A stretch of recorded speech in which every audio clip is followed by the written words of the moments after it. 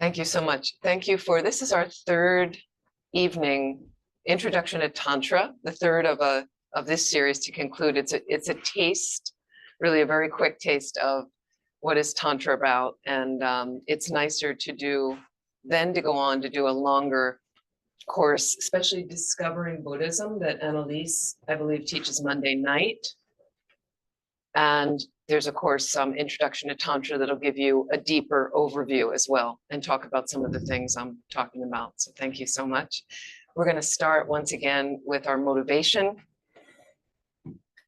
which is absolutely necessary to practice Dharma, to practice Tantra, is what is your purpose? It's your purpose for being here. And you can just close your eyes for a moment. And just checking your own intention and motivation. So certainly we would like to get information about this very profound topic, Tantra, no problem.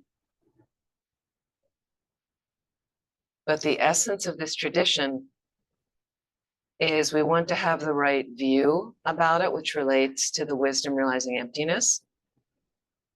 But we very much want to have the right method, the good heart, bodhicitta, this enlightened attitude that is very much about fully waking ourselves up.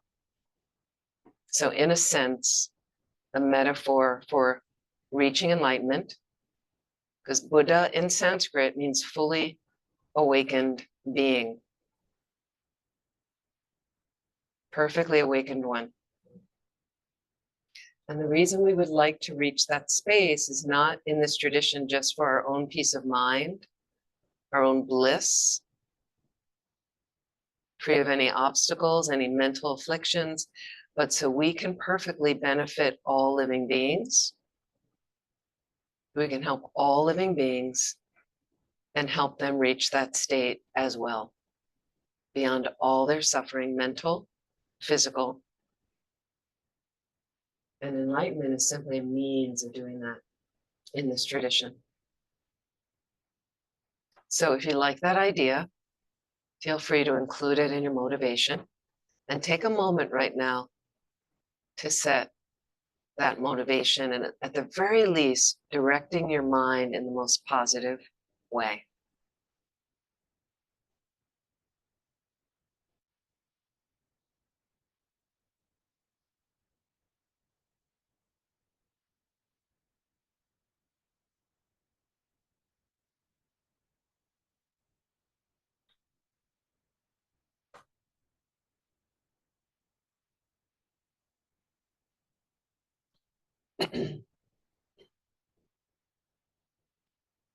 So we're going to begin with our prayers. I'm going to share my screen.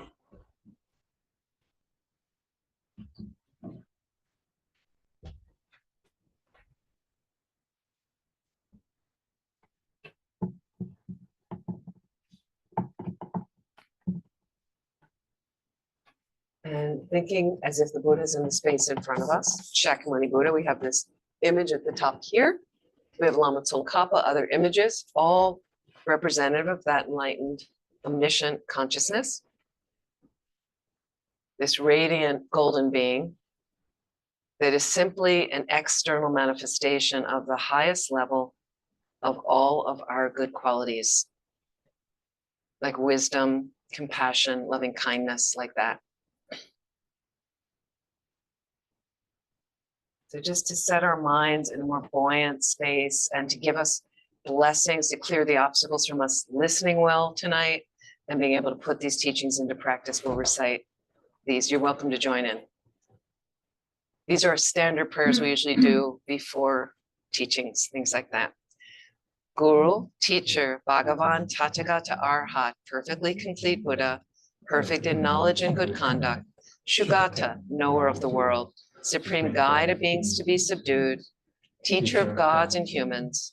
To you, Buddha Bhagavan, glorious conqueror Shakyamuni, I prostrate, make offerings, and go for refuge.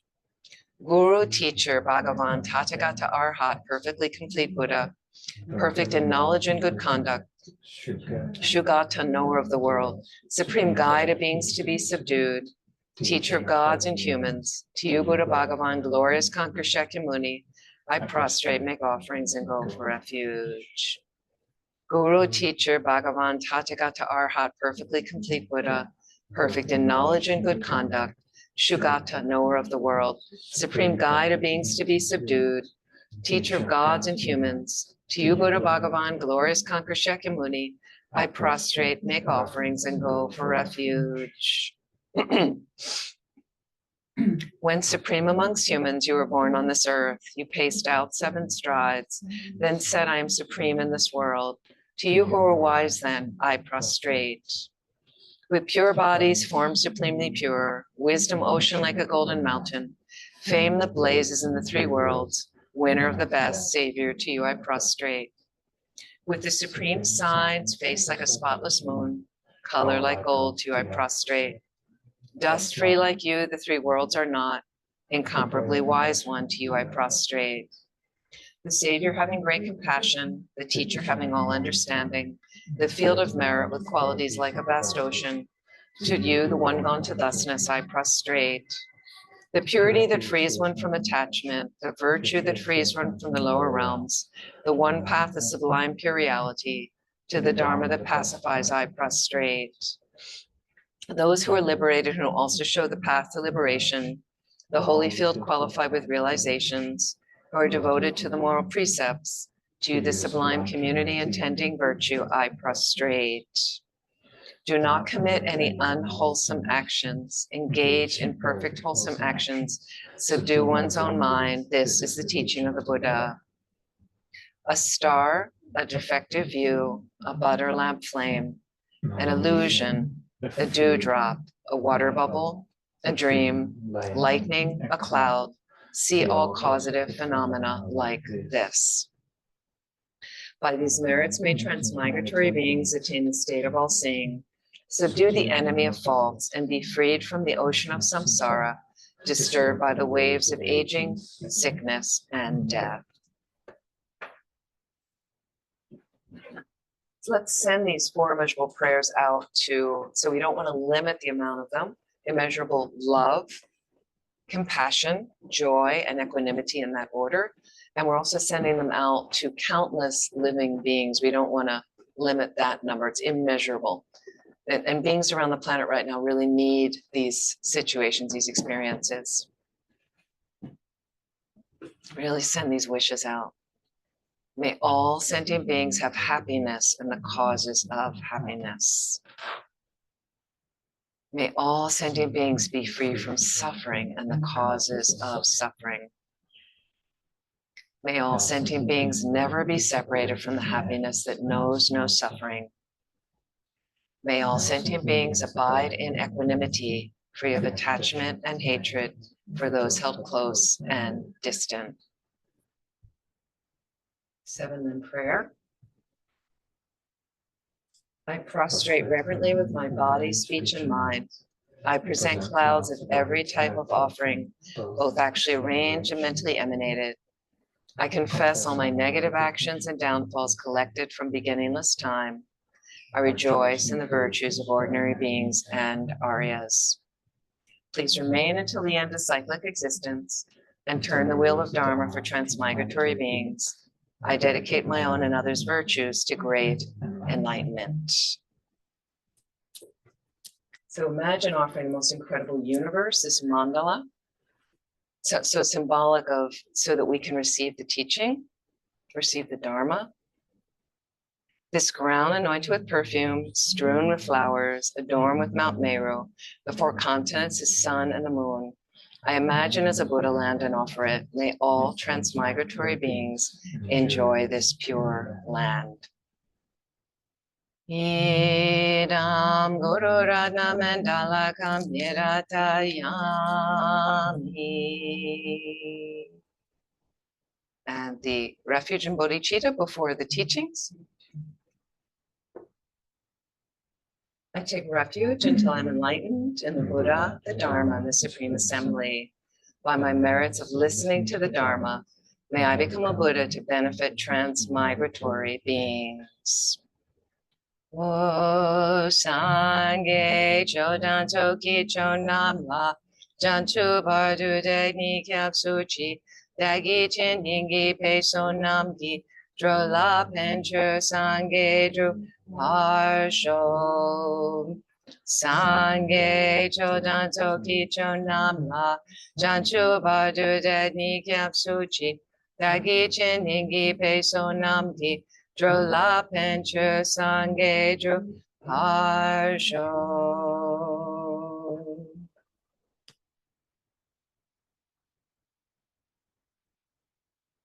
So let's sit for a moment, thinking of the meditation we've been doing. To just first find that comfortable posture for your body with the spine as extended as possible. Head is slightly tipped forward, but it's a very subdued, relaxed position. You can check in a little bit about your posture. Can you remember all the pieces of the posture? Try your best. Keep a normal, natural breath moving through your system.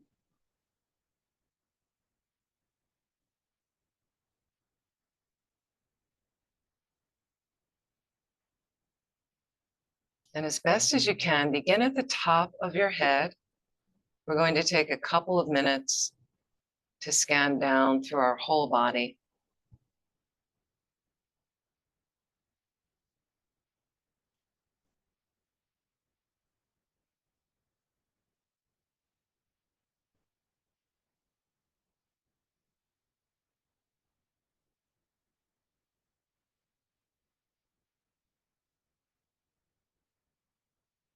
And allow your breath to open up space in any tense places. And with every exhalation, release that tension as much as possible.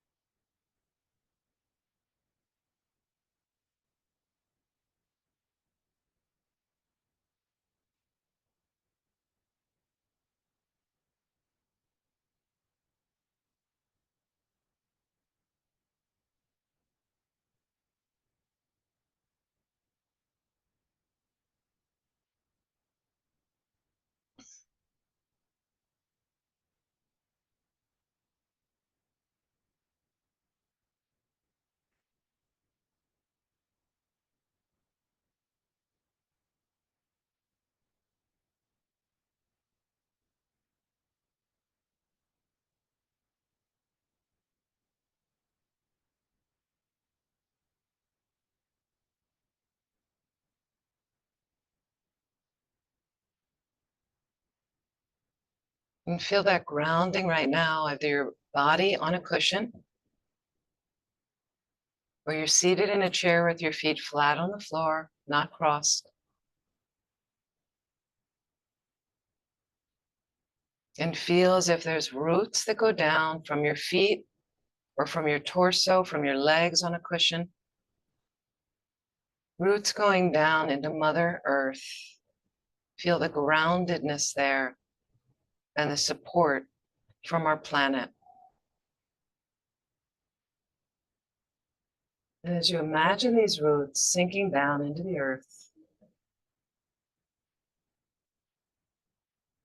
imagine nutrients being gathered back up, coming up the roots, everything we need to nourish our practice. Absorbing back up into our torso, coming up through our spine, just like that central channel that I described last week. And imagine all that radiance, all that energy coursing back up through our body. And imagine it radiating out through our crown and spreading out in its radiance throughout the entire planet. Continuing out into the atmosphere, into space. Feel the spaciousness as best as you can.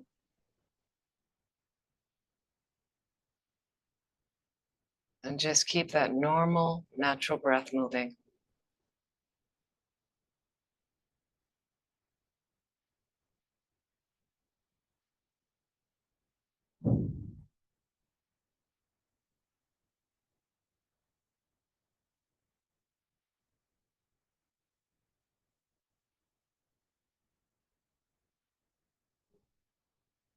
The space, like the sky, is like our mind. Spacious clarity that is the true nature of your mind according to Tibetan Buddhism. Not busyness, not clutter and distraction. Those are simply obscurations clouding over that clear, spacious awareness that is your mind.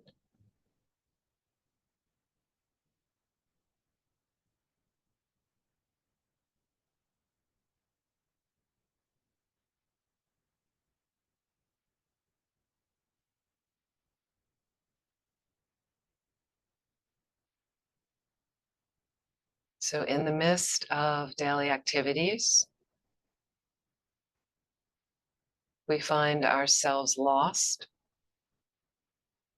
confused, grasping and off balance, full of rage or depression or anxiety.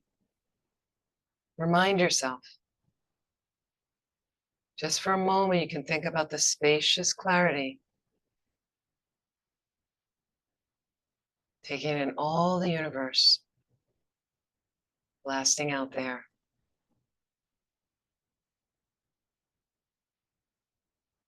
And let's just bring all that energy back in now. Pulling that energy back in through our crown. And once again, we become off balance, lazy, forgetful. Don't want to do any practice. We lose our kindness for a moment, our generosity. Come back to the grounded sense, right in the center of your heart, the center of your being, where there's a perfect blend of the grounded aspect of these nutrients, nurturing a practice, and all that spaciousness of the true nature of your mind, right there in the center of your core.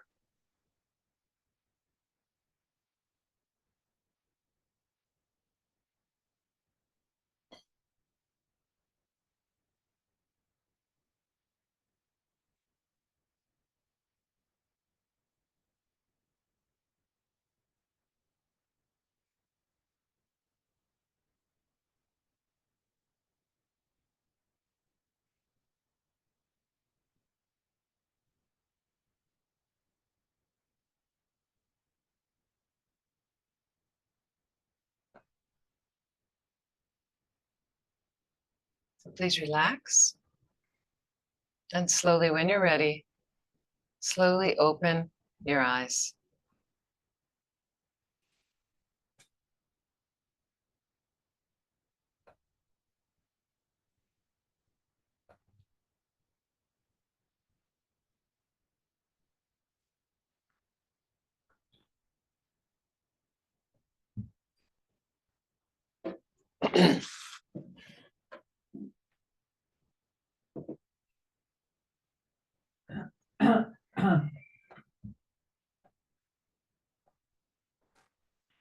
Yanni, could we, I'm going to show another video. Lama Yeshi, Yeah. can we, will it work with this? And Manita, can she do that? oh yeah, I have I have it right here, the one She is co-host. Okay. I don't know how to do it. oh, because we did it last week perfectly. You just Yeah, have to but change the sound. Manita did it. No, No, you no, didn't. no, no. It didn't work. No? No, Yeah, you just have to change the sound or turn the sound off here and I'll turn mine. Oh, Yeah, remember okay. I can do that. that? We're gonna try.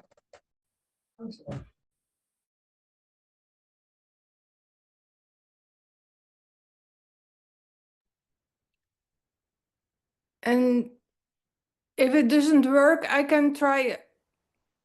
I'm willing to try again. I think it might happen.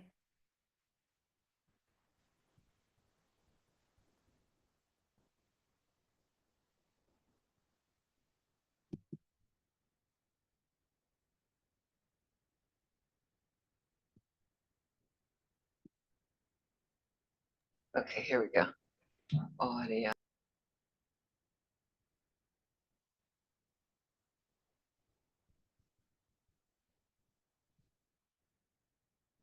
Because my screen looks different than last week. I can try if it doesn't work. Okay, thanks. Hang on Yeah, one we second. can I'm gonna, wait. Oh, yeah, I'm sorry. gonna try. Okay.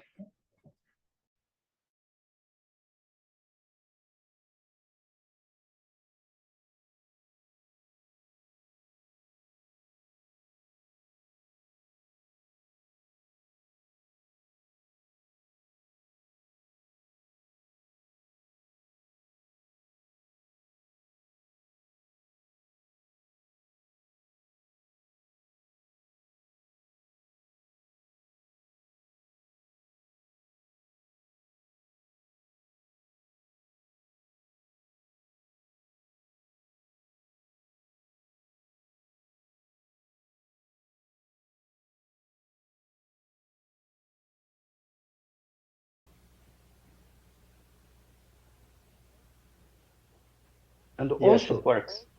well, maybe this will put this on. Also, our meditators, you know, we are extreme, I tell you. This one is, samsara is so overwhelming, you know. The reaction is, I want to meditate now. You know, you understand? So for us online, it worked perfectly. We can hear and see everything. I don't know if it worked in person there in the room.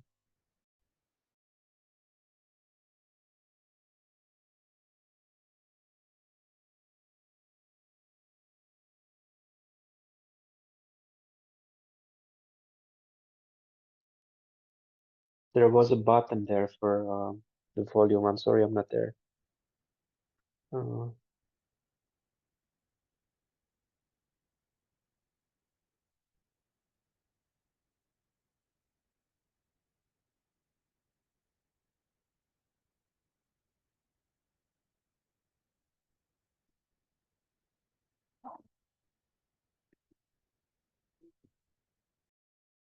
I should meditate.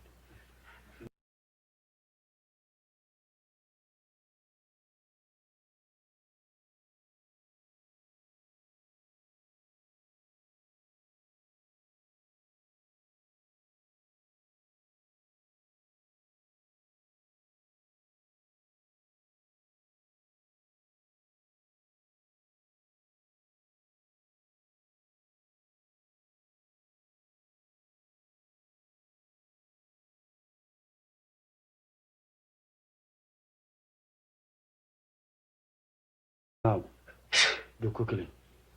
Oh.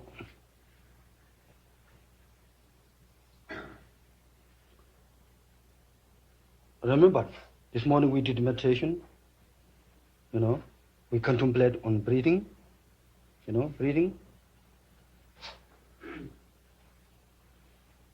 Just easy going.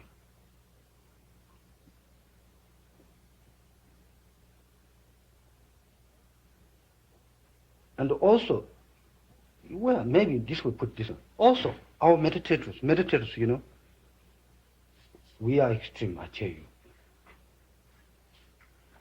This one is, samsara is so overwhelming, you know. The reaction is, I want to meditate now. You know, you understand?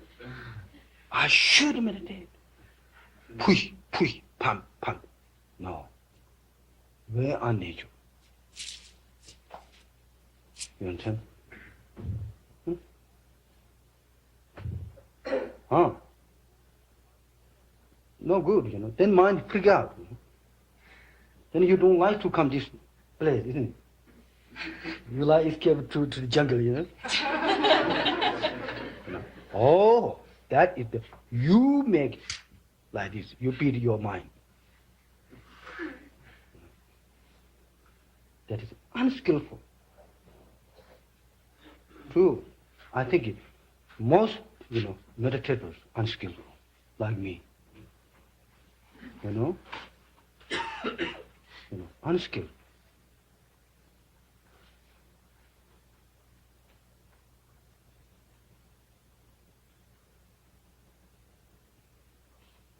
The thing is, another way I say it, we are too intellectual.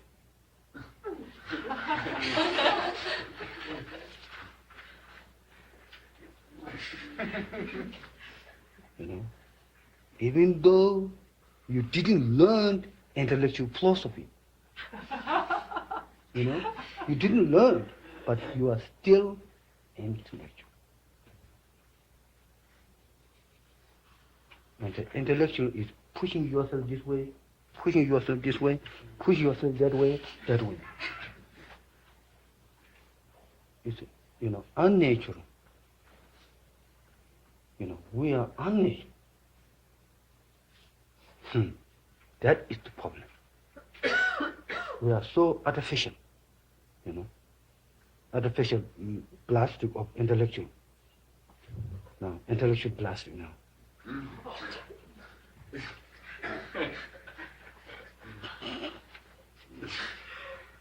New plastic, isn't it? New plastic. Okay.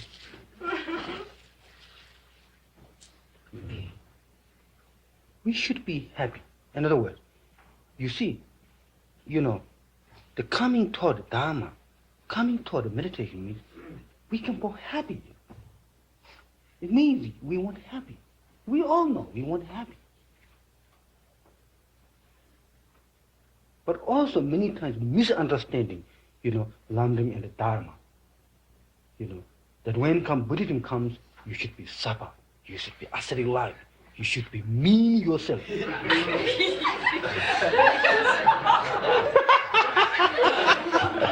Isn't it? You understand? Not careful, You love yourself,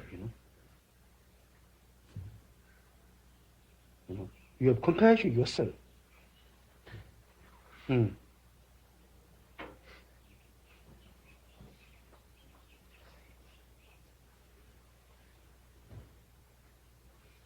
That's why you should not put it tremendous effort, when you meditate, you should not put tremendous effort.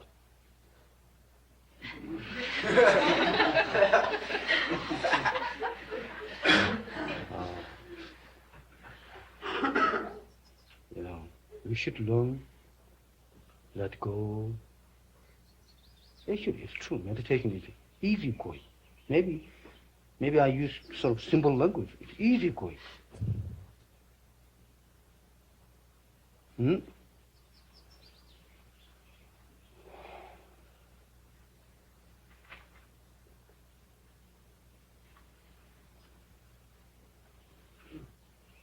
So contemplate on breathing, not expecting good things happen, not expecting bad things happen.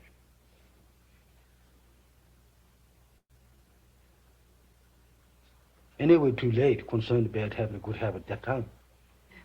Then it come, not come, not come.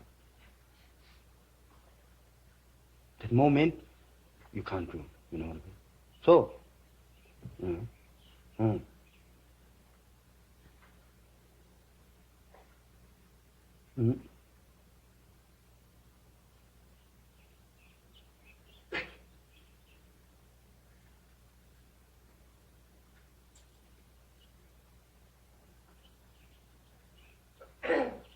So,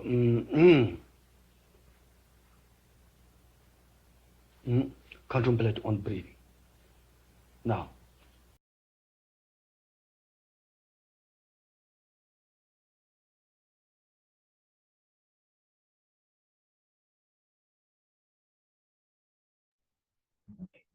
Okay.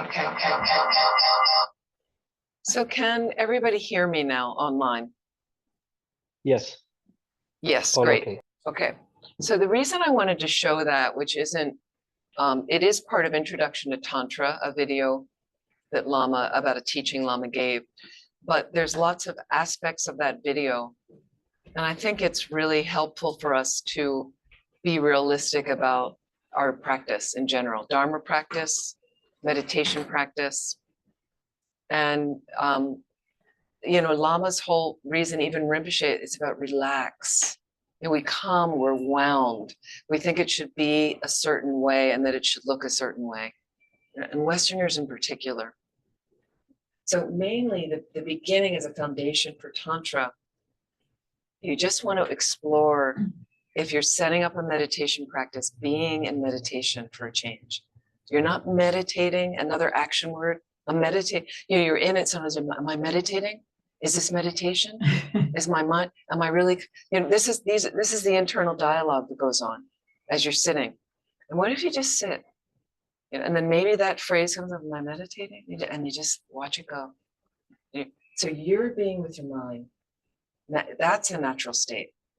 That's a natural state. I've mentioned before, sometimes, and I'll lead a retreat in Lunen, out here outside of Amsterdam next weekend. Actually, the coming up weekend is in France, another retreat.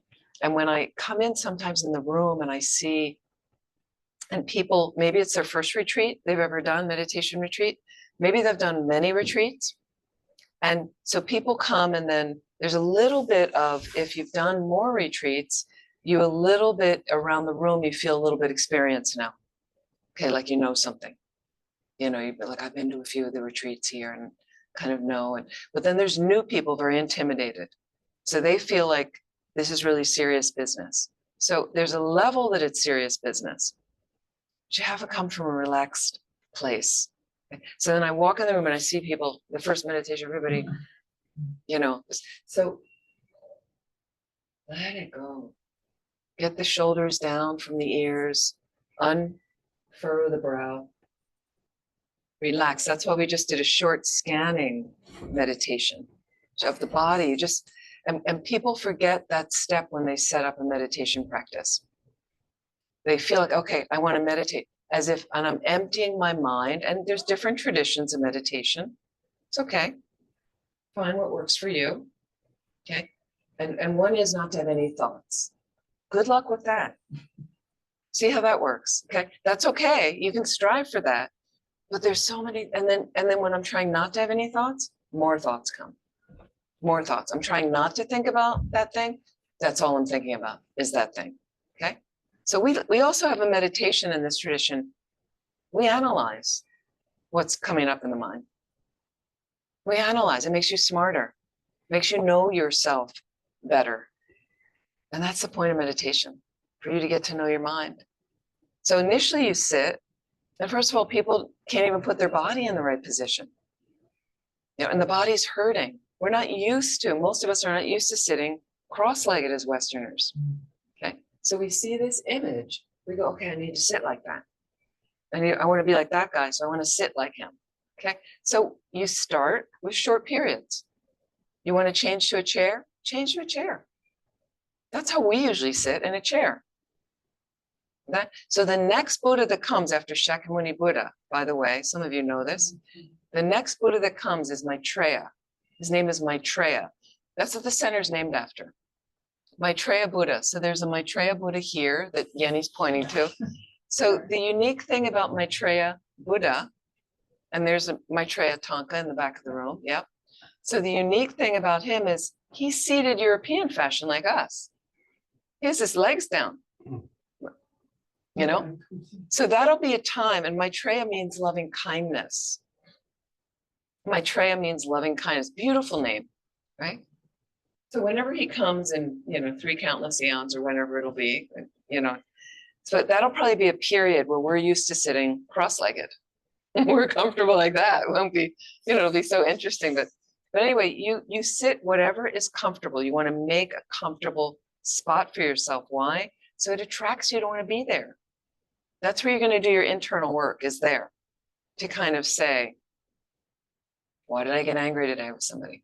Why was I depressed in the afternoon? In the morning, I was different. In the afternoon, my mind was sinking. Why did I have all this anxiety about that meeting? What was that about? And then you sit there and you analyze, what was that about? Oh, well, I didn't like what she said. I didn't like that comment that woman said. She seemed to be like this. And so as a result, then I said that, and then that. And the reason I said it is I wasn't in balance when I said it. I was reacting and overreacting to the first thing she said. So you start to watch, and then you start to have a little bit more control of your mind, because you understand what caused you to act in a certain way, what caused you to say a certain thing. So and then you start learning antidotes to apply when you're out of balance, how to rebalance. There's many different ones in this tradition, many, many. Whether you want to have a meditation, you feel the grounding of the earth and the nutrients coming up, whether you remind yourself of the spaciousness of your consciousness, and on and on and on and on. There's many. So you want to slowly learn little pieces. You put those in your Dharma toolbox. And then I know if I'm really, really tired, that's a chance I'm going to be upset with somebody and get irritated more quickly. And then this opens, and then I'm going to say something rude to somebody. So what that tells me, for me, when I get tired, is I need to just politely excuse myself, if I can, and make sure that I'm leaving the party at that time. I'm leaving the meeting. Thank you all so much. I've got to go, because in the next moment, I'm going to be rude, or whatever your thing is, or I'm going to get depressed, or I'm going to feel sad, or I'm going to get agitated. So we start to learn, and then that's how we progress. But the initial thing when you sit, so you get the posture going. Some people do a pranayama practice, some sort of breathing practice. You can, or you don't have to, but you want to check your posture. Am I in the right position? Because when you're slouching, you're lying on a couch and things, you're obstructing all the flow of energy for the mind to be clear and to check up. And then you want to relax. So do a little 2-minute scanning, top of my head, all the way down, out my feet. So first I get the body relaxed. Then I can set that motivation either before or after relaxing, doesn't matter. Right? Don't worry about the order. I forget the order that she told me. Just sit down, try to relax. And then you just sit with, all of a sudden you sit with quiet.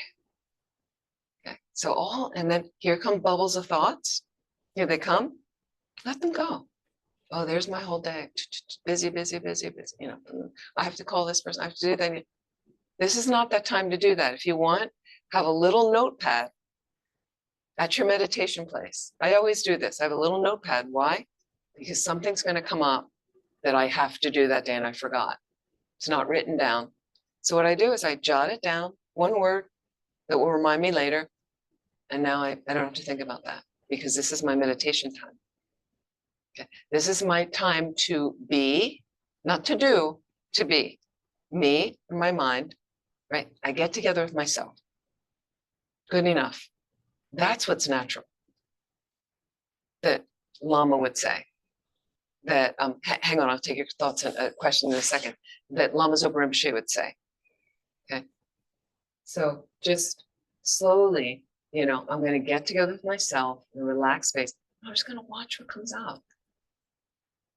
And that's the beginning of the meditation practice. Then you may learn other meditations where you need some concentration. Taking my mind, I want to hold it on this idea for a while to deepen that understanding of that. Fine. But first, I just need to relax, let go. And the mind's going to keep bouncing around. But now we're going to, like if you say, I'm thinking about my preciousness of my human life. Preciousness. And now I got distracted back to the preciousness of my human life. And something I might focus there. And off I go deeply into that. And then the mind goes off and bring it back. That's meditation. You just allow yourself to kind of be in meditation. You don't have to worry about meditating. Am I on the opposite? You're just going to allow yourself to be in meditation, which is the natural state of the mind. just its natural state. Get to know your mind. Oh, there is a clear, spacious awareness there. Tibetan Buddhism says, that's your mind. Clear, spacious awareness. And people say to me, that's not my mind. My mind's a mess.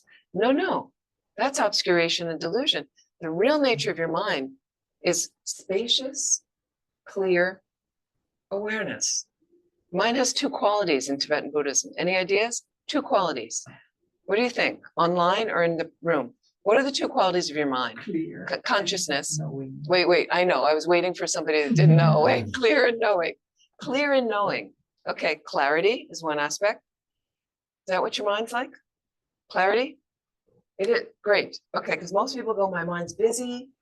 My mind, but clarity is one of the aspects. So when you remind yourself, when you're going over a cliff, over anything in your life, agitation comes up, depression comes up, confusion, right? Laziness, tiredness, forgetfulness. All these other things come up in the mind: pride, jealousy, anger, attachment. Right? Great antidote is you remind yourself that's not the real nature of your mind. That's an afflictive emotion passing through. That's all. Why is it there? Or a previous experience of that in your mind. That's all. Okay, are we communicating? Everybody okay? We've got a couple questions here. Please. Well, we hear a lot about antidotes for mental obscuration, but what about physical pain? How to deal with that during meditation? Yeah, physical pain, he's asking. We hear about mental antidotes. What about physical pain? Shift your position. So there's no problem. You can be in a retreat, group retreat. And I do tell people this, I'll tell them that in Lunin. Adjust your position in the session. Session might be 20 minutes, 40 minutes, like that. Feel free to adjust your position, just not too loud to disturb people around you. But adjust your legs. Then you have to experiment with sizes of cushions. They're all different, and our bodies are all different. So here, most centers I go to have round, these circular cushions, okay? Certain height. I can't sit on them. My legs go to sleep. My legs go numb. So I use a corner. And if you have to get a blanket and fold it up, that's what I'm sitting on right now. Corner, just right under my tailbone, a little lift. But some people need a high cushion. They want to sit on that. Some people sit in a chair. So you want to make it comfortable, inviting, just find what works for your body like that. And then again, if you want to sit cross-legged for a little while, full lotus is really hard to do, where you have the opposite foot on the opposite thigh, but maybe you can do it for a couple minutes and then do a half lotus. One foot is on the thigh, like that. People that do yoga and certain yoga postures can help expand, get the hips more flexible, okay? But you try for a little bit, and then some people want to sit with the legs behind, so you experiment. Is that helpful?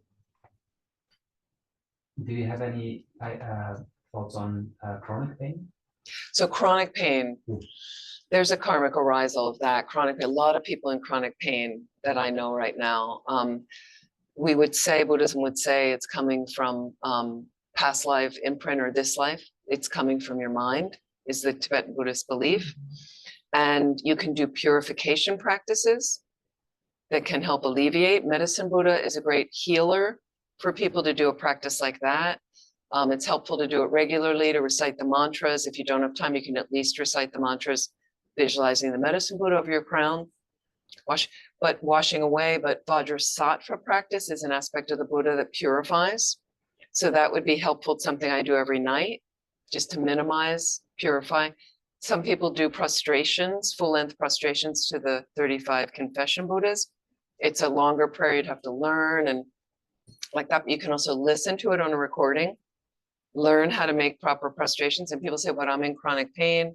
I do know people that have done that and decided, but they were also told by their teacher to do the prostrations, and over time the pain went away. Again, seek medical help if you can figure out what is causing the pain. And if there's no real cause, nothing they can do, then you have to find a way for your mind to manage it. But understanding that it came from previous activities in my body, speech, and mind did, is what Buddhism says. So you do the best you can. I do know people that take pain medication. They try to balance that. exercises, certain exercises that might help. It really depends on what it is. Yeah. I'm sorry if that's what you're experiencing. It's really hard. Very difficult question. I have lots of questions. I'll try not to say them all. But one of them was relating to this actually. So just for context, my background is primarily from Zen and yoga. Mhm. And so my experience of learning about this tradition is that there's a strong intellectual component, Mhm. unlike Zen. Mhm. And then also, unlike yoga, there seems to be less emphasis on the physical body. So there's not like asanas and vinyasas and like we just come in and sit and meditate rather than Right. stretching and like looking after the physical body Mhm. beforehand.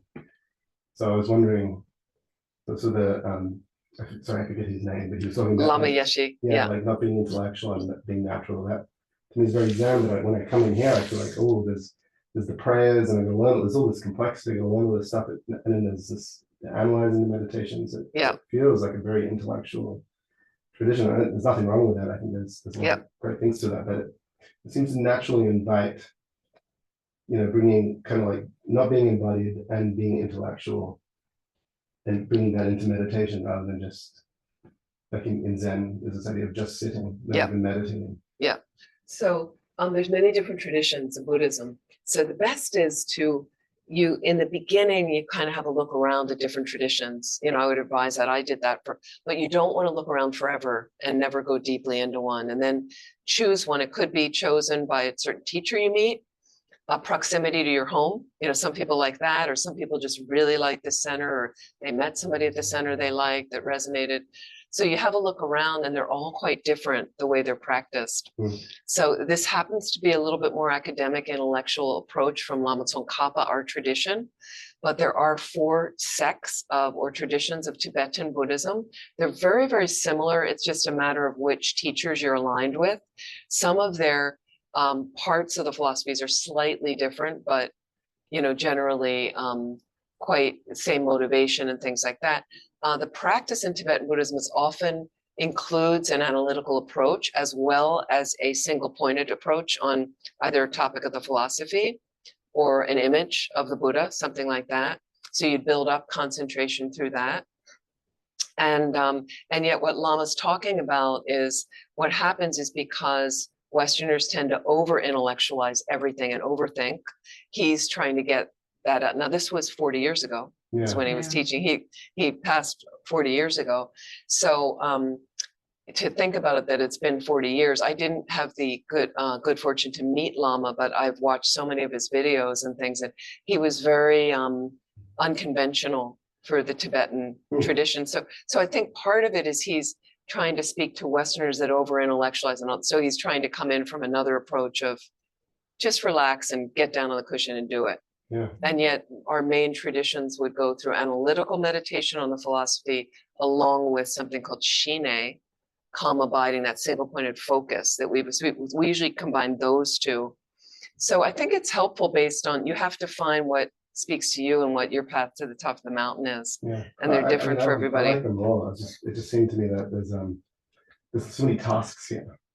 Like Yeah, there's a lot of. If I want to go practice Zen, it feels like, well, I'll just sit.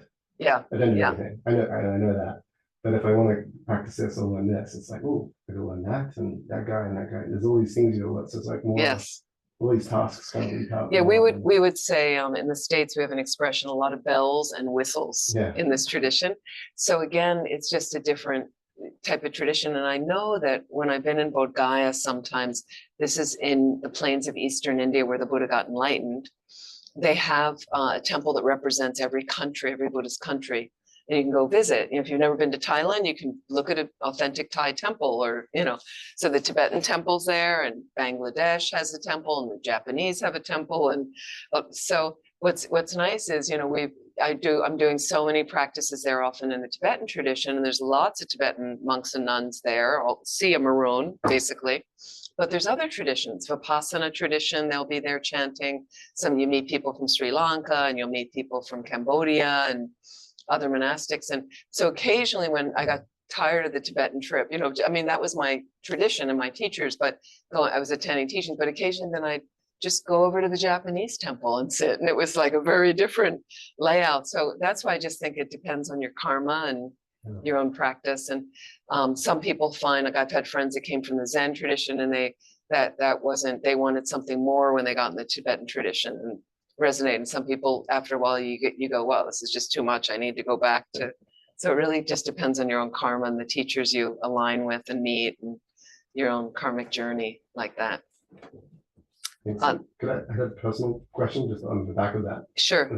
Also related. So you talked about mental clarity and knowing as qualities of the mind, and I was kind of nodding along. And I wanted to qualify that a little bit, and this is the question.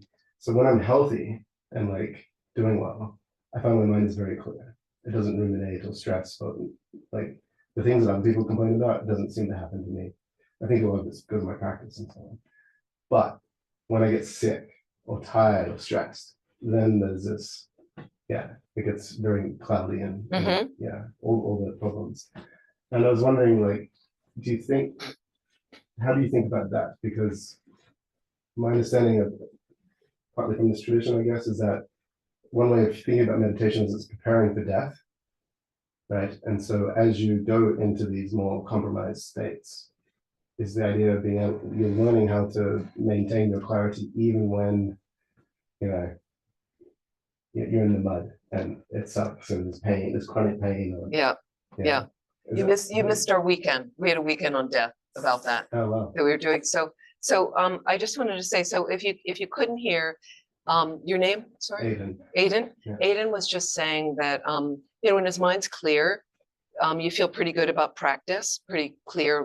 When you're sick, when you're not doing well, distracted and other things happening, it's very, very difficult to practice like that. So anybody here having that experience online? Anybody in the room having that experience? I think we Yeah. all have that experience, the same Yeah. experience. So it's not only a preparation for death, but it's like, how are you wearing your life right now?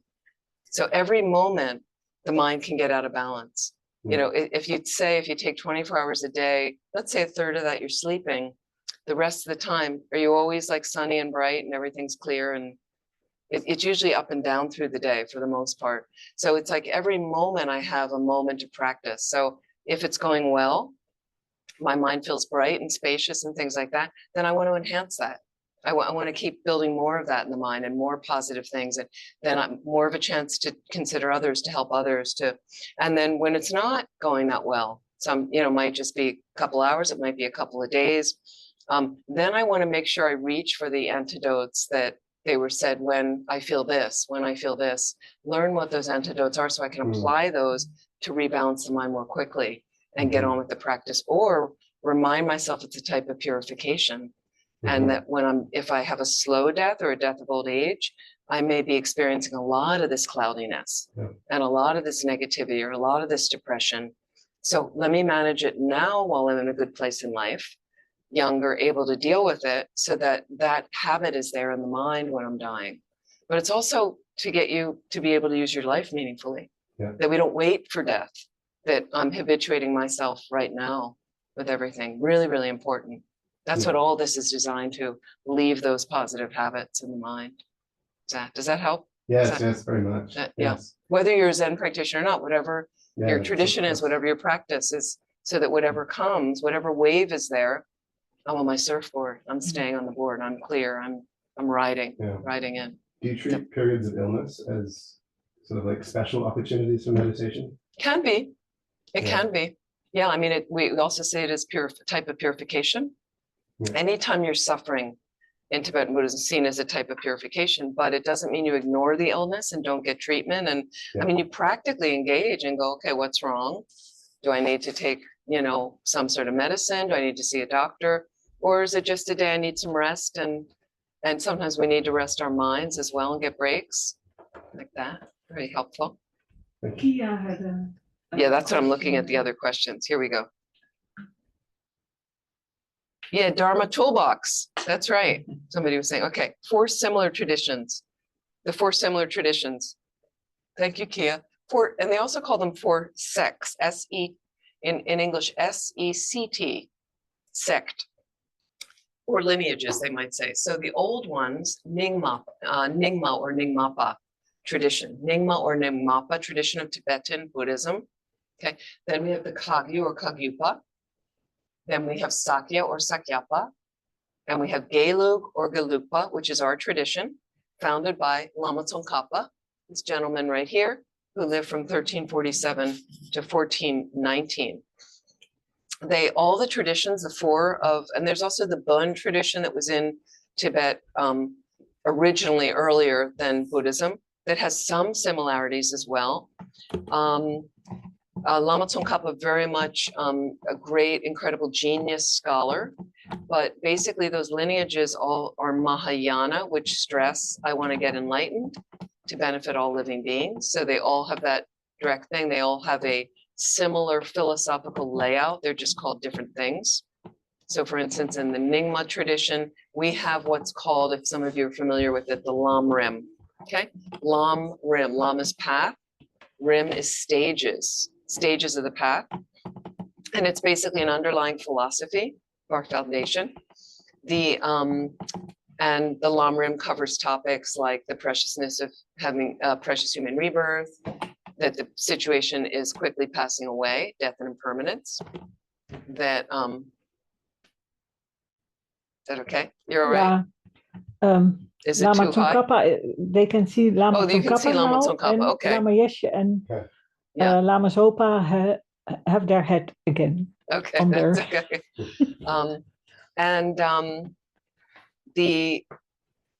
So you've got all this philosophy of death and impermanence, lower realms of existence that help motivate you to want to practice, karma, refuge, suffering. There's an end to the suffering, bodhicitta, the good heart, the right view of emptiness. So we've got all this topics of philosophy.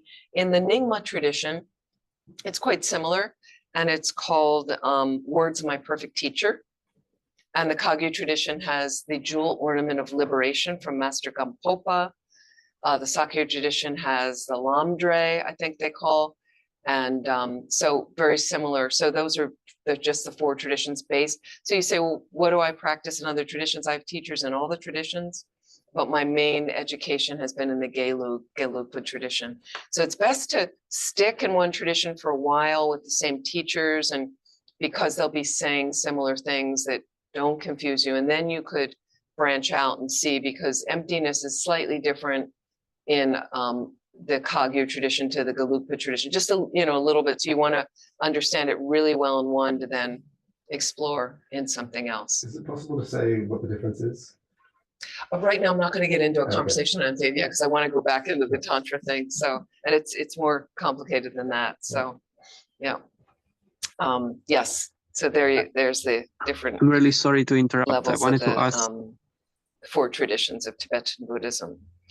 So the thing with Lama as well, I wanted to just mention, he's so adorable the way he teaches, and he and Lama Zopa Rinpoche being a heart disciple of Lama Yeshe. Yeshe means primordial wisdom. They founded our organization, the FPMT, the Foundation for the Preservation of the Mahayana Tradition, a long name. And Lama Yeshe was teaching predominantly to a hippie community. That was the time when they found him and wanted teachings and wanted to understand how it was that the Tibetans were so joyful after losing their country and going through incredible atrocities inflicted by the communist Chinese. So they all came, a lot of them came out of Tibet, were established in South India in refugee camps, and then started to meet Westerners, and Westerners met them. And some of the centers were founded either in Asia or in our own countries like that. And that's how Maitreya Institute got here eventually. So I just find Lama in this, where he's really trying to get people to relax, and he had a very unique way that he teaches. So as you can hear, and his language, broken English, but he really had a pretty good command, but his words were, and so I remember watching some of the videos and learning from the community in California where Lama died. And these are senior students that spent so much time with Lama, took care of him until he died. And so he had words like, we often talk about grasping, when you're grasping at something, attaching to something. So the way Lama said it was grassuping. So they didn't know initially, was he talking about grasshoppers? That he, and he had many funny, very interesting, very cute. And he had a thing about family feeling. He had difficult with the F, so that you often hear about a family feeling, instead. That's the way sometimes they would pronounce. So it's really sweet. So I think it's nice to kind of see these videos and to connect you back, because I think they're still really relevant to our experiences right now. So what I want to do is go back to the notes on Tantra to give you a little understanding, because it's our last night for now. Certainly have more of a more time in the future as well. So let me, I talked about common preliminaries, and which is the three principal aspects of the path, or the three principles of the path. Anybody remember what those are? So if you see the Buddha here, can you see it? You can't really see it in that photo. So there's images of, they always say, if you visualize the Buddha, he's on a lion throne. So he's on a beautiful jeweled throne. You can visualize a golden throne. On each corner are two snow lions. Generally, some aspects you see the Buddha like that. Two snow lions, there's 8 snow lions around, and the snow lions represent the Buddha's fearlessness, okay? Everything in these images is all symbolic. And you can see like Tara, if you look over there, the green Tara in the corner, some of you online are used to, remember what green Tara looks like, but she has her left leg drawn in. Okay, so that means she's got control over sexual energy, but really desire. Okay, grasping desire. Her right leg's extended out because she's an energetic form of enlightenment. So she's ready to spring up and serve all living beings. So the Buddha of compassion, one aspect is this 4-armed Buddha right back there. But the other one is a 1,000-armed version of him. Do we have a 1,000-armed version of the? Okay. In the cast. In the cabinet. So 1,000-armed Buddha of compassion. I talked about this a little bit yesterday. 1,000-armed Buddha, who is said to be, His Holiness the Dalai Lama is said to be an emanation of that form of the Buddha of compassion. So he became very overwhelmed at one point by the suffering that he saw. That's why the heads all popped out. He's got all these heads, and so initially you look at them and they're a little scary, these different beings with all these heads and arms, and it's all symbolic. It's all symbolic. I also think that possibly due to the color, the bright colors and things like that, is Tibet was a barren plateau, 13,000 feet high. It probably helped them to have these beautiful, glorious colors of things to brighten up their landscape. And the other thing is, what I've also been told, and just from my limited retreat experience, is these beings appeared to meditators in meditation. Beings can appear, and this is what probably some of them may have looked like that. So the Buddha of compassion cried, was overwhelmed with the suffering, cried, and Tara, this form of Tara, sprang out of one of his tears and said, "Don't worry, I'm your girl, I'll help you," like that. So she's very energetic side. The Buddha of infinite wisdom, Manjushri, you see he has a sword. And so the sword is designed to cut delusion, because he's all about wisdom, and that's what cuts delusion and mistaken ideas and things in our minds. So they all have a certain, so 3 principal aspects of the path. Sometimes you'll see them, and you can see in some of these images, they're seated on an open multicolored lotus. Okay, a lotus is a flower that rises out of the swamp, untainted by the mud around it. It comes out strikingly beautiful. Okay, so that represents the lotus, renunciation. Renunciation. You're basically definitely emerging from your suffering is what it represents. Definitely emerging from your suffering. The second thing is they're often sitting on, you see like a white cushion. They often have 2 cushions, and one is a moon cushion and one is a sun cushion. The moon cushion represents relative bodhicitta, the enlightened attitude. Bodhicitta, again, bodhi is enlightenment, citta is mind. The mind of enlightenment is I want to become a Buddha to benefit all living beings. That. And then on top of that moon cushion, relative bodhicitta, is a sun cushion. the view that you want, the wisdom realizing emptiness is your view. That sun illuminates everything in the picture, right? And gives you right knowing, clear knowing, accurate knowing. So you've got renunciation, bodhicitta, emptiness. Those are the three principal aspects of the path.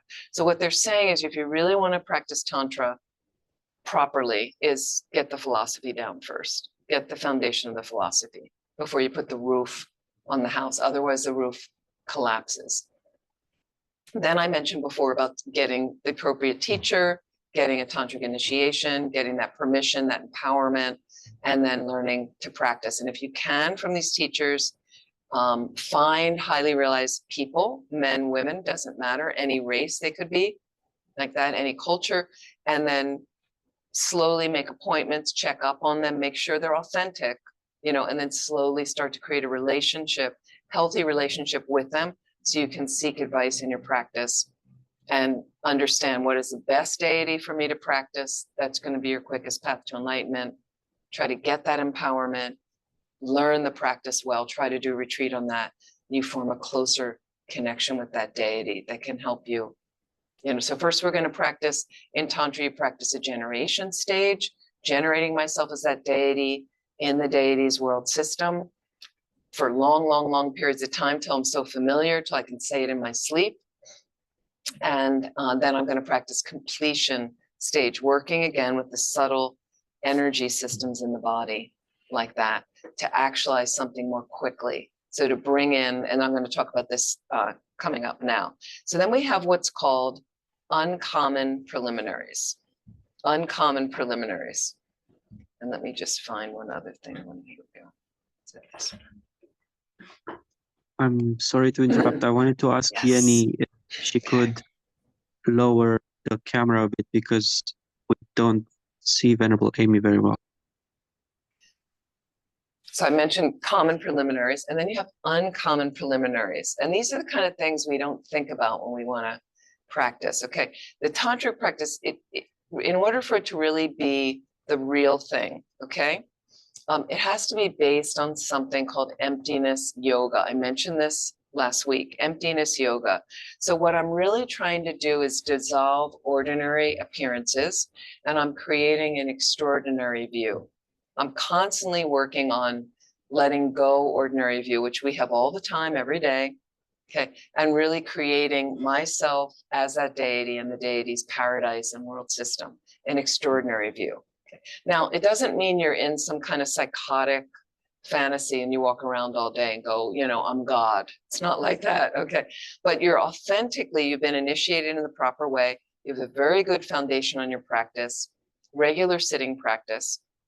And now I can practice Tantra basically in a visualized method. You don't have a partner or things like that. Certainly if you're in a relationship without ordination vows or vows of celibacy, you can practice with your partner and have sex and things, but as long as you have an ordinary view and you don't have a direct perception of emptiness, you have to understand a lot of it is based on desire, is based on mistaken view. So you're not really authentically practicing Tantra, but you can make some little imprints in there. And sometimes they'd say, better than just having ordinary sex. Ordinary sex is usually about some sort of physical fulfillment in your body, okay? Tantra's not about that at all. Tantra's not about that at all. So for instance, and I'll give you an example. So instead of an attainment of trying to, you okay? Okay. Instead of an attainment of trying to have an orgasm, sexual orgasm, let's say, in normal relationships like that, often with the subtle energy that you're working on in the body, completion stage, you're holding that energy. You're not releasing the energy. And what you're doing is you're using it to fuel the inner experiences you're having to get those winds into the central channel, as I mentioned last week. So this emptiness yoga, right at the beginning lines of most of the sadhanas, after you do refuge, take refuge, generate bodhicitta, they all have a very similar setup. And then there'll be a line that says, basically everything is empty. Everything's empty. To remind you, what happens is when we're reading these normally as a group, sometimes we'll do group practice like this. People you read and everything is empty. And people just go right on to there's no reflection. So it's really nice to have a pause to say everything is empty. What I'm reminding myself that nothing at all exists the way it appears to my consciousness. I see colors in the room, I see paintings, and paintings labeled by my mind, painting, labeled by my mind, tanka. No inherently existent room here, walls, floor, people, paintings, colors, all merely imputed by my mind onto, based on a human in this part of the world with my consciousness, our language. Your mind's projecting, constantly labeling on everything.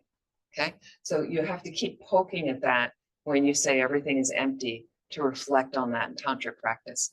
And of course, on the side, you need to build that experience of emptiness in your mind through study, reading, learning how to effectively meditate on emptiness, doing the meditation over and over and over, so that the more you're doing it, thinking about it, okay, even every day, something will pop up in your regular world system, something that you don't like. But right there, you're with it to say, okay, wait a minute, I know this isn't the way it appears to me. This coming from my mind. This right now is a result of a negative karmic seed. If you don't like it, that person lacks any inherent concrete evilness that I'm projecting onto them right now, or any concretely incredible attractiveness that I'm imputing on them right now in the face of attachment, desire. These are all really normal experiences for normal human beings, okay? Limited human beings, I'd say. Not Buddhas, but beings that are trying. So this is the way you can continually poke. You're overly inflatedly happy. You're overly upset. We respond with emptiness. So you need to have that view. That's what they mean with emptiness yoga. Okay, and again, it enables us to abandon all ordinary appearances. Okay, and here's the second one, guru yoga. So we've got these two yogas going on, emptiness yoga, guru yoga, okay, that we receive inspiration from my practice. I receive blessings from my practice and establish our ultimate identity with the Guru Buddha. Okay, so in the beginning of this class, we recited some verses. Okay, so it's just a reminder again of there's other beings there. That's what these images are representing. I can become that. I can become that. They're inspiration for me, hopefully, like that. And hopefully I find a spiritual guide, a guru. It means spiritual teacher or virtuous friend in Sanskrit. Okay, it's linked, Guru Buddha. So that it's together with the Buddha. It's the same mind. You can sometimes have an image, let's say, of the Buddha or Lama Tsongkhapa. This is my kind of part of my daily practice. At the heart is an image of the Buddha, tiny image of the Buddha.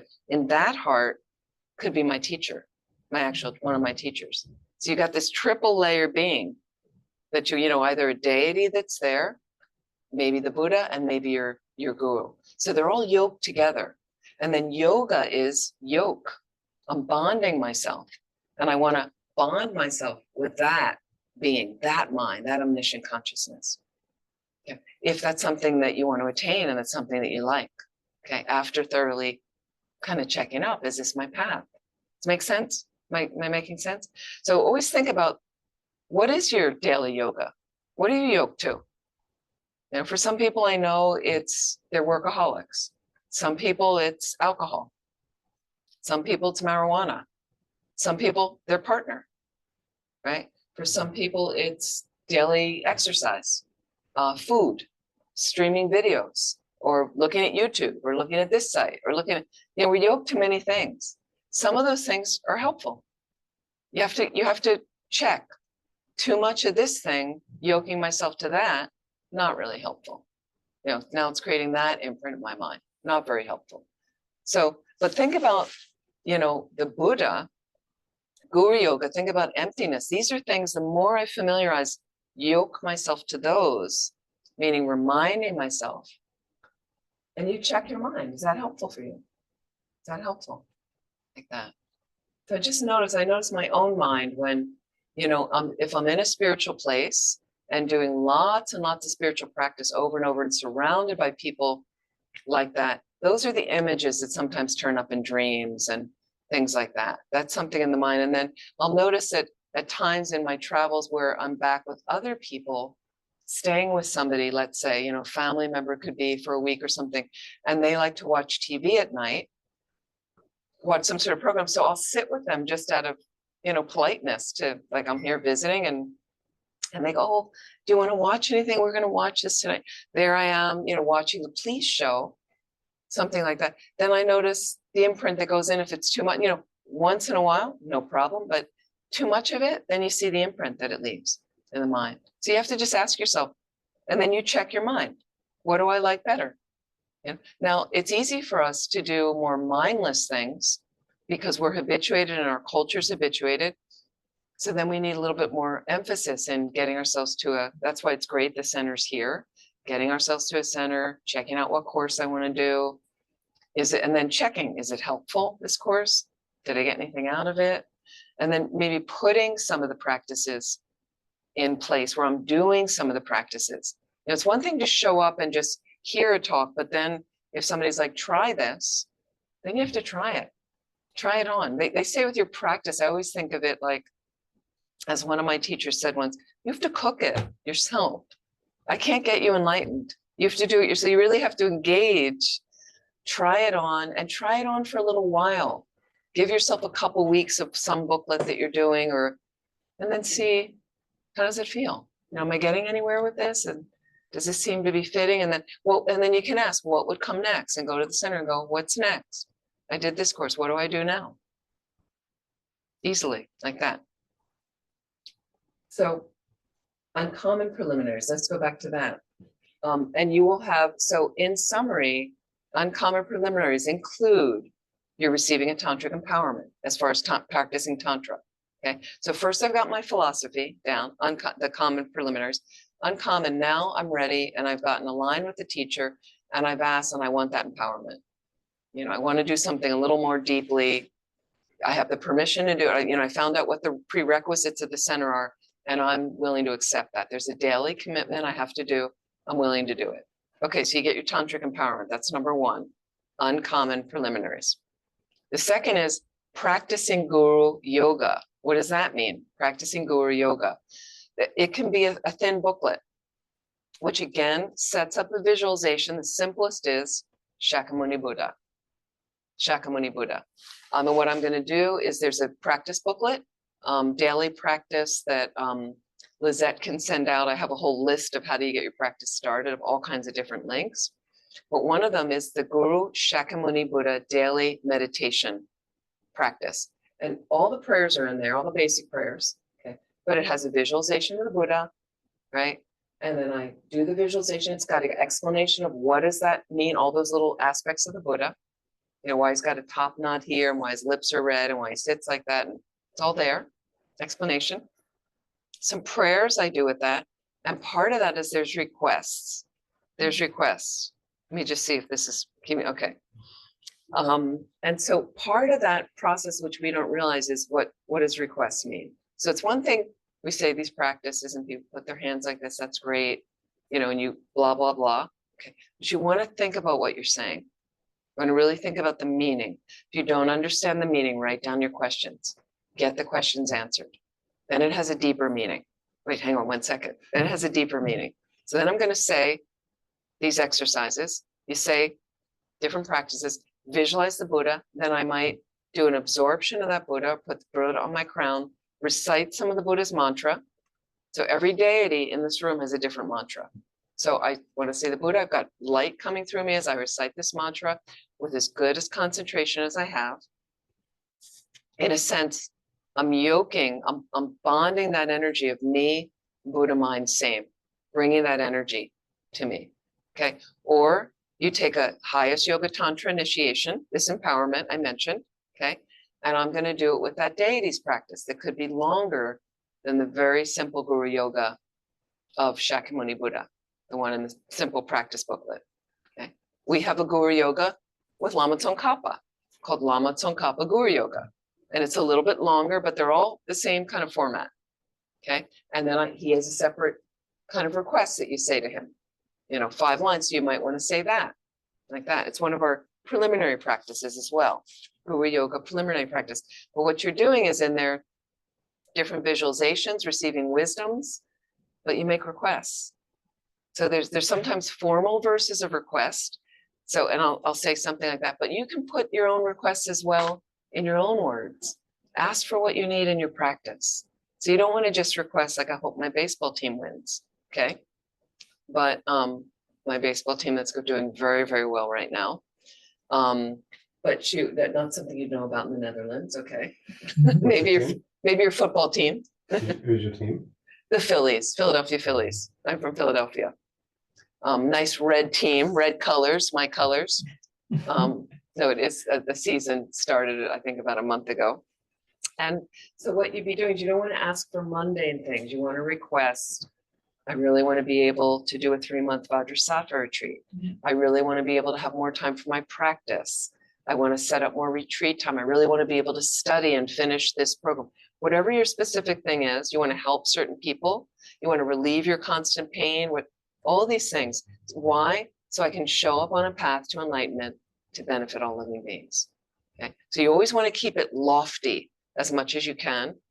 And then I'm going to make these requests as part of the Guru Yoga, do the mantras, and then I dissolve that entity, that being, that experience into me. I am one, and then you want to think you're one with that being.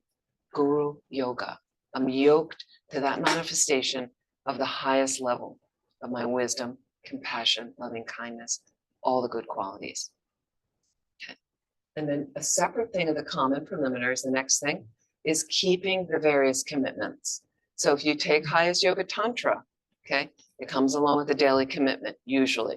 That's another type of guru yoga. So you need to keep that commitment, which means I'm going to read a page a few times a day, but with some understanding.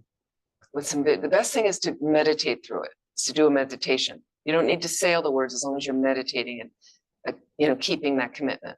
To read it, what does it do? It soaks your mind in that view. It soaks your mind in extraordinary view. That's what it's all designed for, these commitments. Some of the commitments are vows. So we usually start with refuge precepts.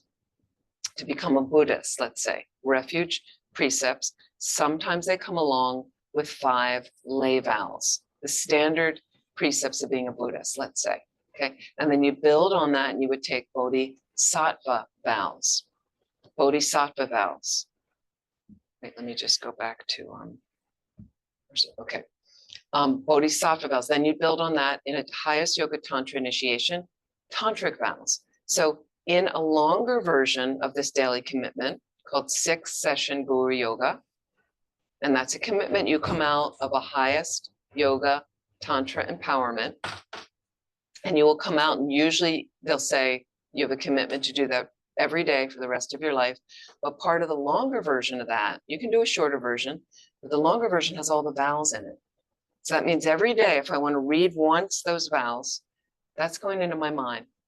You can't keep the vows unless you know what they are, unless you keep them. The vows are designed, if you keep them well, you learn them and keep them well, they're designed to get you enlightened. That's why they're there. They free you. It's not about restraint. It's not like I can't do this now. I can't have fun anymore because I have vows.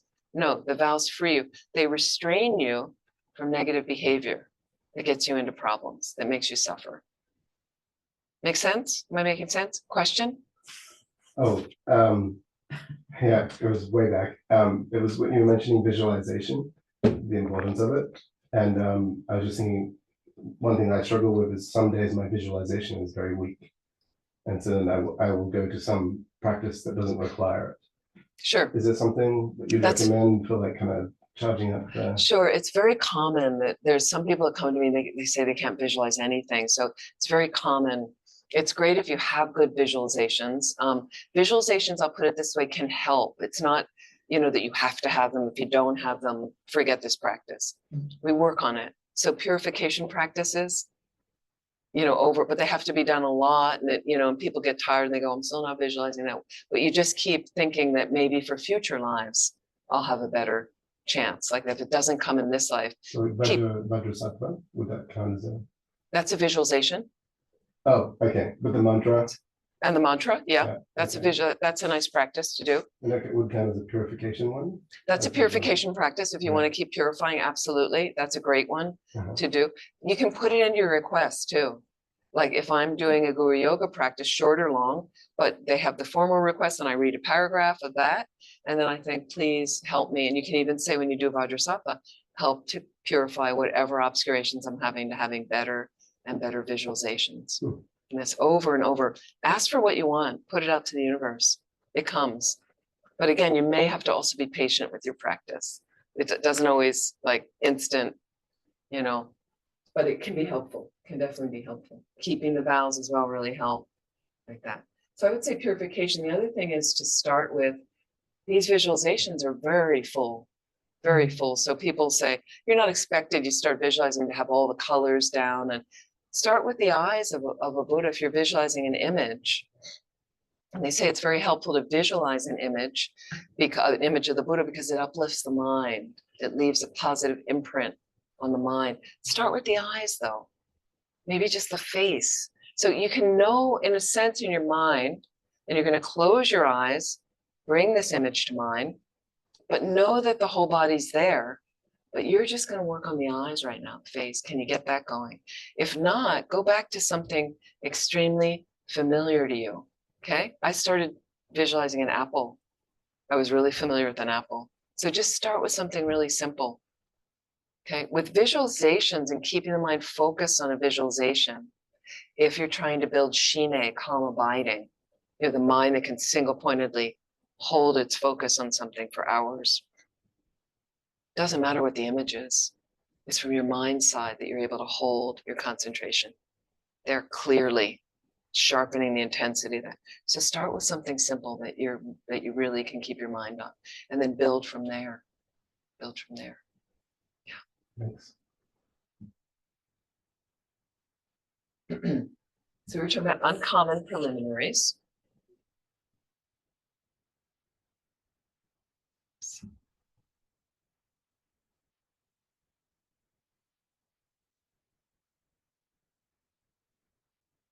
Oops. What did I just do with the okay. So those are the three basically uncommon preliminaries that will set you up for, and it says preliminaries. So these are things that you're kind of doing regularly before you're really manifesting tantra or doing this tantric sadhana every day, but you've got to have those things in place in order to engage at that level like that. So you receive an empowerment, enabling us to engage in practices related again to a specific meditational deity. I've mentioned that before. And they'll say, and I mentioned this last week, Tibetan, a real empowerment is called a Wang, W-A-N-G. That's a full empowerment. Or they'll talk about a Jainang. A Jainang means subsequent permission. So it's a lighter, it's like a blessing, like that. If you really want to practice highest yoga tantra, at that level, the fourth level, the highest level of it, then you need something that's usually a 2-day Wang, a 2-day full empowerment like that through visualization. And when I say 2 days, it's like maybe the first day you're there for 2 to 3 hours. The Lama's taking you through a certain visualization with different prayers and blessings and vows. The next day will be a little bit longer. It's usually like 3 to 5 hours. Usually before they do that, they're going to give a teaching often on the 3 principles of the path to just set it all up for you. They make it really easy for us now, even though I know it's not easy. Wang means power, literal meaning of power, which is why referring to a ceremony in which seeds of successful practice are planted in our mind as an empowerment. And then it gives us that power of that deity when we're practicing properly, when we set up that sadhana again, their practice. It could be a booklet. Sadhana means method of accomplishment.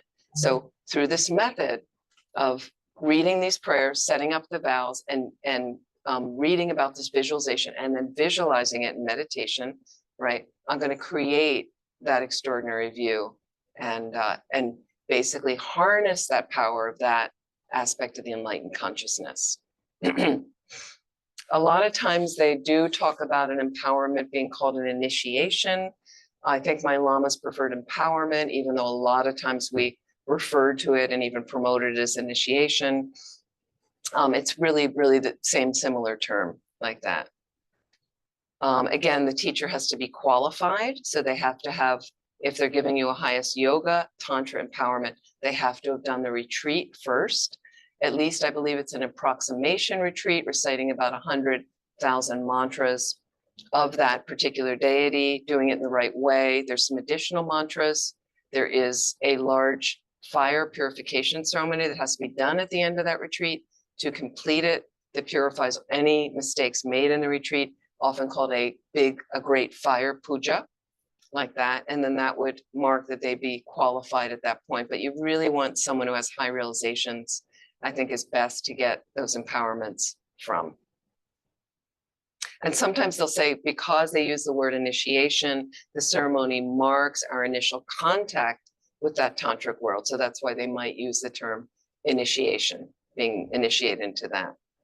So another thing I want to mention, the main differences of practicing sutra, practicing tantra, is how you look at emptiness, bodhicitta. So the Sutrayana approach, this is a big distinction.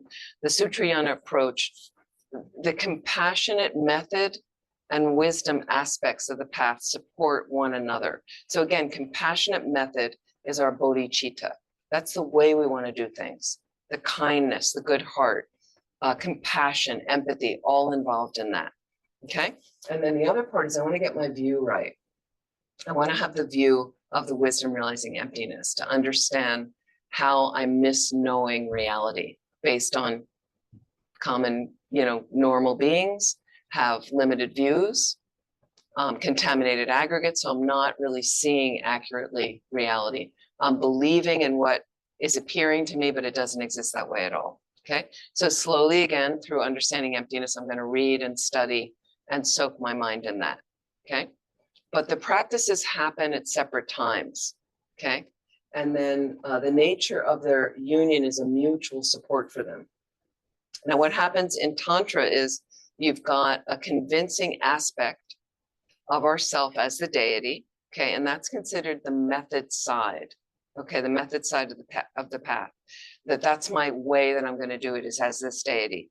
Understanding that this deity, that the deity form lacks any self-existence, okay, is the wisdom aspect, Okay, so basically, it's one and the same moment the consciousness experiences that.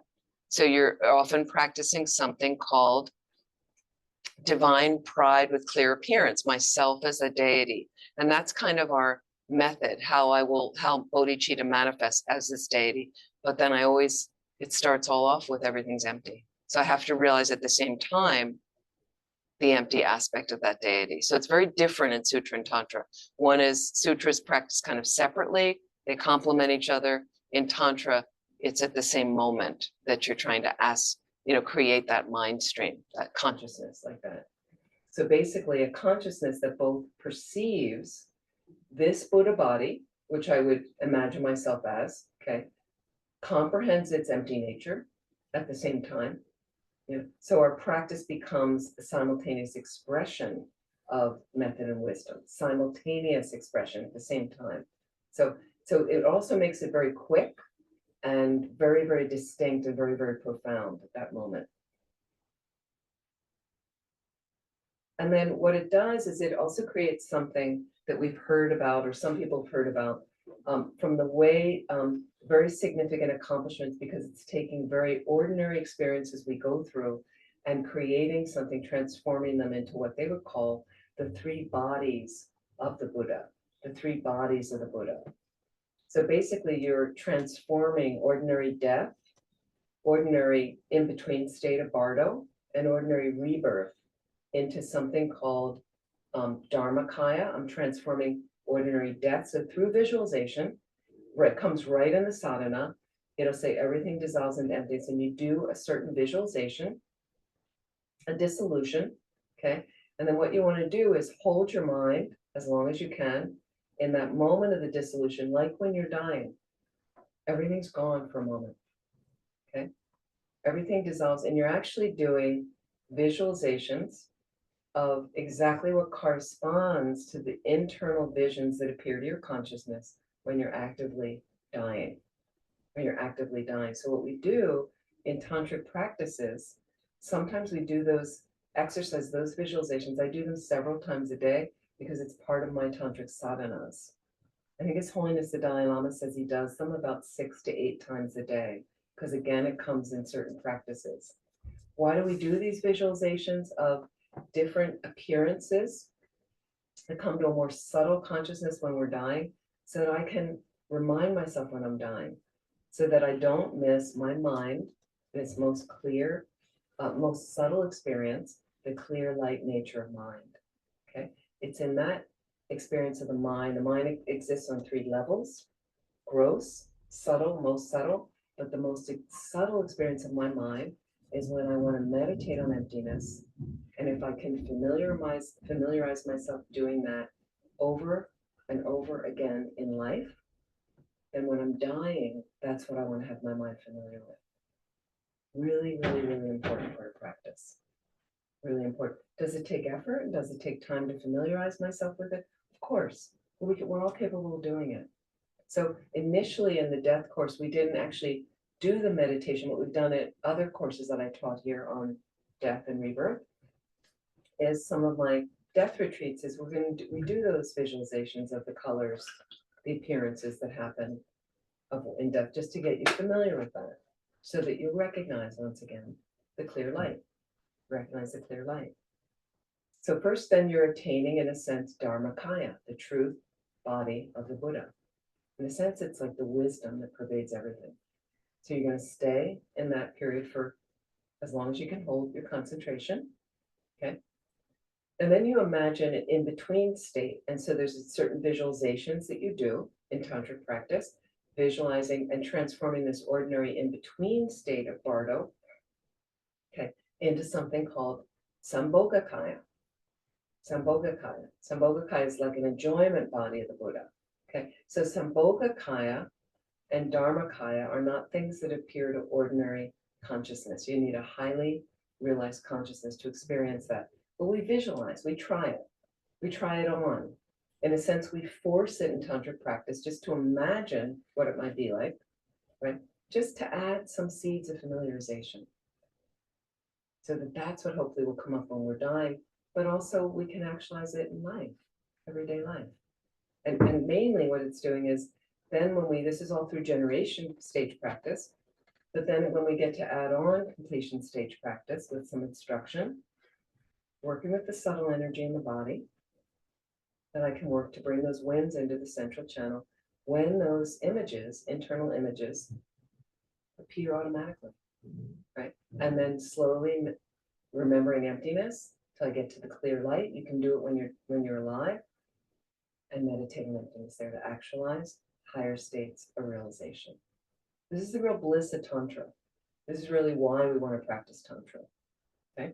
Then what happens? Then I'm going to visualize myself taking rebirth as the deity, or rising as the deity. Okay. So that's like rebirth. Now I come into rebirth and taking an aspect that we would call Nirmanakaya, the emanation body of the Buddha. How do I want to be in the world then, serving as this aspect of enlightened consciousness? Okay, so Dharmakaya, Sambhogakaya, Nirmanakaya, 3 bodies of the Buddha.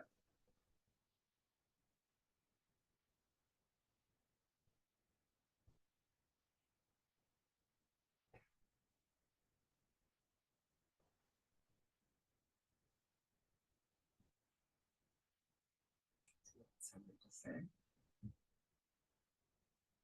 We're doing for time, okay. Here.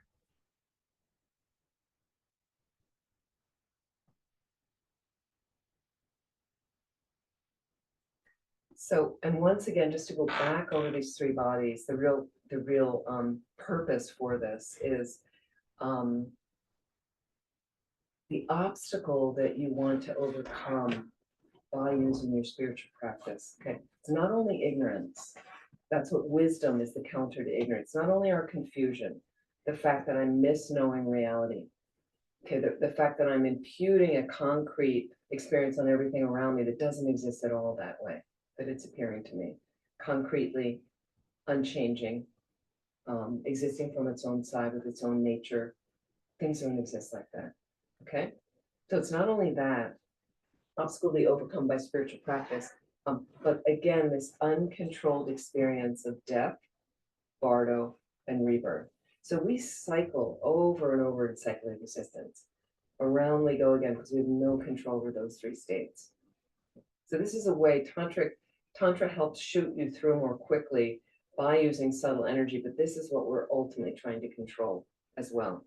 So then you get into this position where you understand more of what is meant by uncontrolled in this context.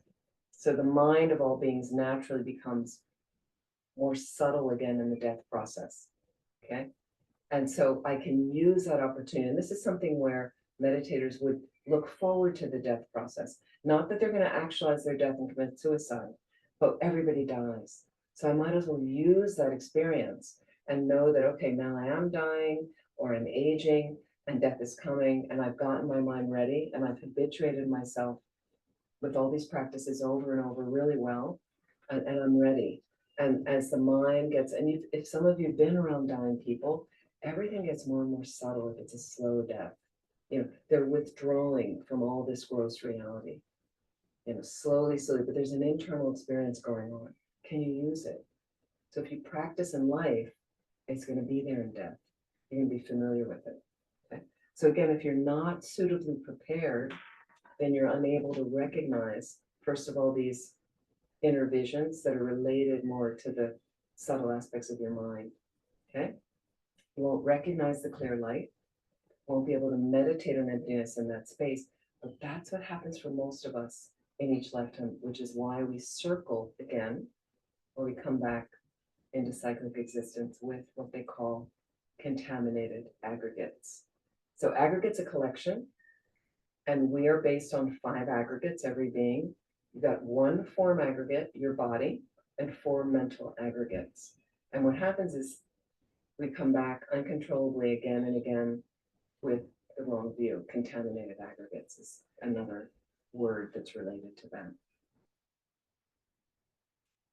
And then as a result, instead of staying conscious and in control through my dying process, okay, so that I can prolong the blissful clear light experience, okay, through and meditate on emptiness in that to gain higher realizations, to also wipe away delusions that might be coming in.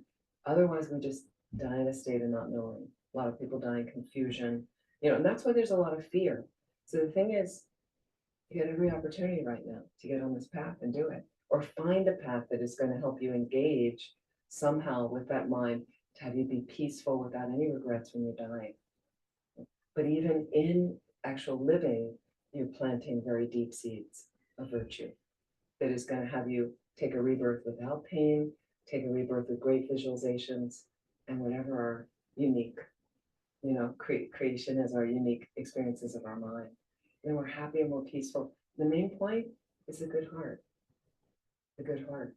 And I can use it to help other people get there, to help them, you know, just in everyday life. That's what we're doing anyway. Have to do that anyway, like that.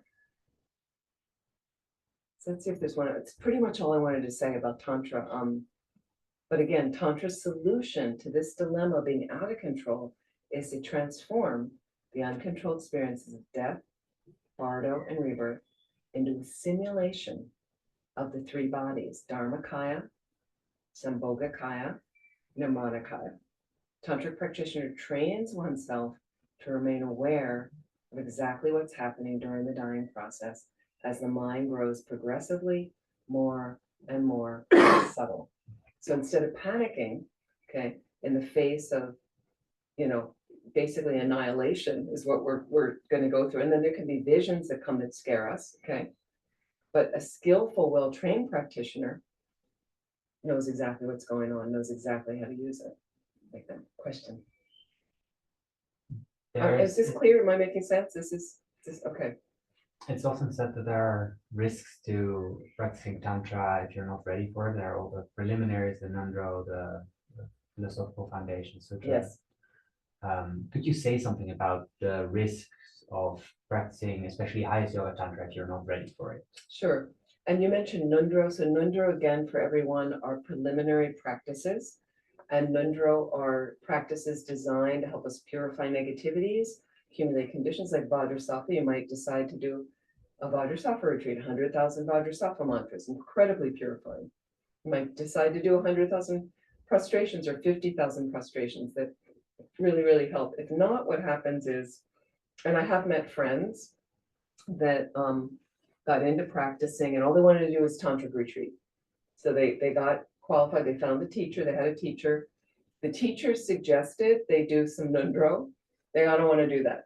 I want the tantric practice. Okay, so they went off, they got a tantric initiation from this teacher or someone else. That's okay. They got their deity, their meditational deity, they did the practices, they read the things, they did retreats, didn't have any experience. So not good meditations, not good experience. The best thing is really follow the guru. You know, find that person and follow them, but make sure they're authentic. How do you realize can really, really help? Mainly you end up wasting time. The other thing is if you are practicing and using subtle energy in the body and you haven't been accurately given instruction, you can actually mess up your body. I know people that get pain in the heart. There's something called sok lung. Lung is a wind imbalance. So the Tibetan medical system works on phlegm, bile, wind disorders in the body. So for instance, when you have a lot of phlegm in your body and over abundance of that in the body, you get a cold, you have a lot of mucus. So we would say, well, you had a cold, you have a flu. So they have their thing of just too much phlegm in the body or too much heat or dryness or things like this. So a very common thing you get in pushing in your practice, common experience you get in pushing in retreat or doing too much retreat without the kind of nice balance is you get something called lung, Lung, spelled like lung, but lung, and all it is a wind imbalance. So some people engage in tantra without really the best preparation. They get lung, and you can get lung, which is on one level, we might call it irritability, but it can be more severe, and you stop sleeping. You're not interested in eating. You have headaches a lot, agitated, constantly can't focus on your meditation. But it can actually get really, really serious. It's so glum where you have really serious pain in your heart that may not go away. And I do know some people that got it on retreats. They weren't encouraged to do the retreat by their teacher, but they wanted to do it and didn't go well. And you can come out quite sick. So those are some of the side effects that'll have, or you just have a lack of understanding and you end up wasting some time and on the later level like that.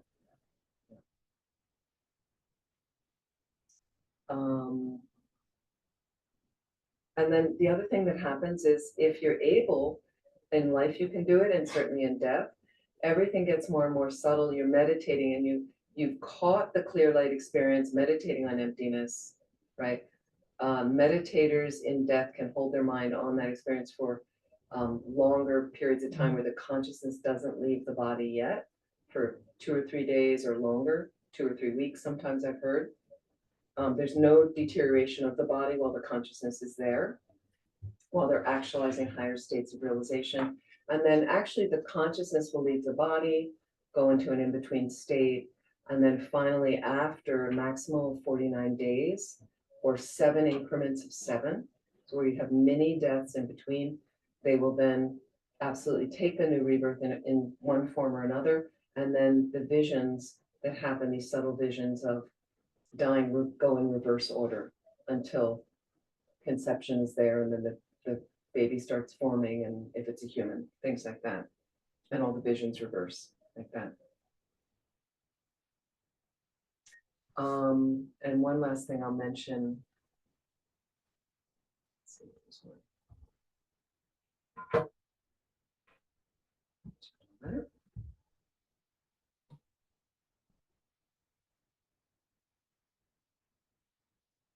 Yeah, I mentioned emptiness yoga, guru yoga, and the view of wisdom in Sutra and Tantra.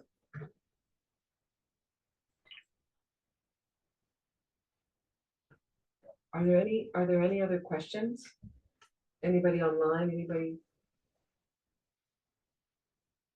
Does it give you some understanding? I just want to check in general. just in Tantra, because there's some things I can't really speak, but I just wanted to give an overview. Okay, let me just see, it looks like, oh, you're not getting the room's microphone, you're not hearing me? We can hear you. Can everybody It's hear just me? that, yeah, we can hear you. It's okay. Online, can you hear me? Yes, but I think Okay, you so cannot people hear are me hearing. Okay, because I somebody think said that they're only getting. you muted the microphone We and talked about that, I wanted to ask. Okay. Yeah, Dragos, it's better when a teacher's teaching that somebody isn't getting up and distracting with the camera over and over, so it's okay. We can point to images, that's okay. Not to worry. Okay, previous channel mentioned winds, channels, and drops. This is a question. Winds and channels, I imagine, are connected to the same subtle anatomy. Could be as pranic winds, Nia is what you're saying, Kia is what you're saying. Winds and nadis, exactly, in Hatha Yoga. I would say very much like this. Could you speak more about the drops? I can't too much speak about the drops right now based on secrecy and things like that, but there are, in a sense, that you could visualize at one point, white drops that come from the crown chakra down more internally that give you an internal vision of a white appearance in these kind of death visions. They say red drops are coming up kind of from below in the central channel that can give you what's called a red increase, like a brilliant magenta orange sunset internal experience.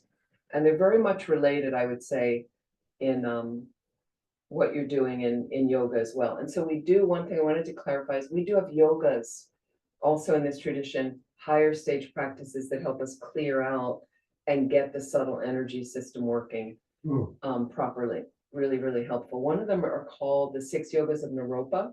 Yeah. 6 yogas of Naropa. He also had a consort, the 6 yogas of Niguma, his consort.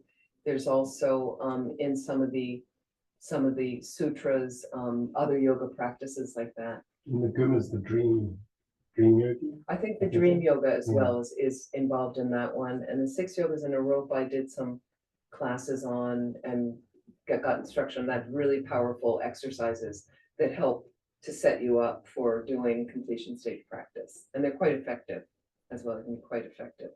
So yes, Kia, I would say quite related as well. I mean, there is a subtle. So here's what one of my lamas said as well, this kind of after we were doing this tantra retreat with them. And then they said that, and people will start, sometimes people have experiences slight, initially, and you can see your own, what kind of karmic seeds are in there. Like, do you have an experience, or some people are just like a leaden block? They don't feel anything for a while. And also what's interesting for women that are having their period, it's really an obstacle in a way to the internal practice of the subtle winds, and you sometimes are building up a certain energy for a few weeks, then you get your period, and then you have to wait, and then you have to kind of start over. So there are obstacles to having a female body like that, can be obstacles like that. And then the other thing I was going to mention is, what was I just going to say? I can't remember. Anyway, it'll come to me. And then let me just check. Okay, I believe after we watch the video with Lama Yeshi, the volume of the speaker in the room is very low. I'm not sure. People are having trouble hearing me online? No, it's the, No. can you hear Okay. me? So I guess I'm not sure what that's about. Okay. Yeah, so there's also wrathful deities. And wrathful deities, not to be afraid of them, some of them look terrifying, but sometimes you need a little bit more heavy approach to something. So wrath is not anger, they're not angry, it's not a delusion of anger, but sometimes it's a kind of thing where if your young child is running in the street, they got out of your hands, they're running in the street, you are going to yank them back off the street very forcefully to make a point to them. So it's like that. Is you're doing it for their own good, you're not doing it because you're really angry at them, but you cannot run in the street. So these wrathful deities, they all have, a lot of them have a wrathful aspect. There's 21 versions of Tara. There's all 21, but they're not always depicted accurately. Some of the versions of Tara are wrathful. They have fangs, and sometimes, you see an image of another tantric deity named a female alone, Vajrayogini. She has fangs. She's the ultimate power babe. Okay, and sometimes you need a little more, when you look at, I don't know, one of these videos about Wonder Woman or something, she's got like a sword and a shield, and sometimes, but in her heart is goodness. So again, there's a wrathful aspect of wisdom. Yamataka represents that basically, and there's other wrathful aspects of wisdom and wrathful aspects of compassion that need a little bit stronger force. So depends what your practice is. You could have a wrathful deity as your main meditational deity, like Yamataka, or it could be somebody blissful, or sometimes a mix where you have a beautiful blissful deity that has fangs, and again, everything represents something else. So the fangs represent something. They wear, sometimes some of them are wearing a tiger skin, and you go, well, did they kill the tiger? That's not a good thing to do in Buddhism. Tiger skin represents they have control over anger and hatred, because tigers tend to be very ferocious animals like that. And so each thing has a symbolism. Does that also answer about the winds, channels, and drops? So here's what happens is, and any other questions people have, does that answer the question about the wrathful deities, Dragos? You're okay with? Okay. And then the winds, channels, and drops, what happens is the channels I mentioned, the central channel, like a diameter of a drinking straw, has side channels, okay? But there's knots that wrap around them based on your delusions. So more delusions in your mind, they're constricted. The channels are constricted. The wind doesn't run the right way. And when the wind doesn't run the right way, it makes you more irritable, more grasping, more depressed, maybe more pain in the body as well as related, like it will manifest in a physical way. So, and not laying a trip on anybody. It's not like you're bad or anything. We all have different wiring of our minds. So this, in a sense, Tantra can re-harness that energy for you, re-harness that energy. And you just have to, working with some faith, obviously trying to find the right guide, the right teacher. We move along with the practices, keeping the commitments, and do the best we can. So I'm going to stop there. We're out of time.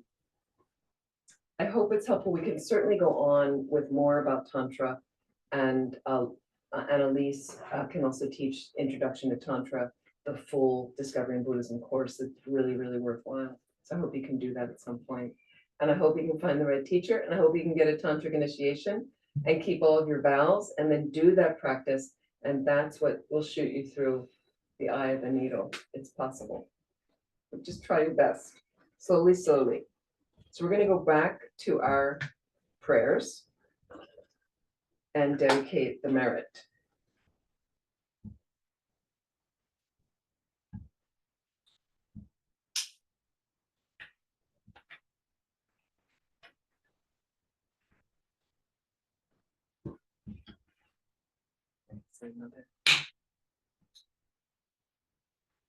Okay, is there a book or a website you recommend about the meaning of the symbols?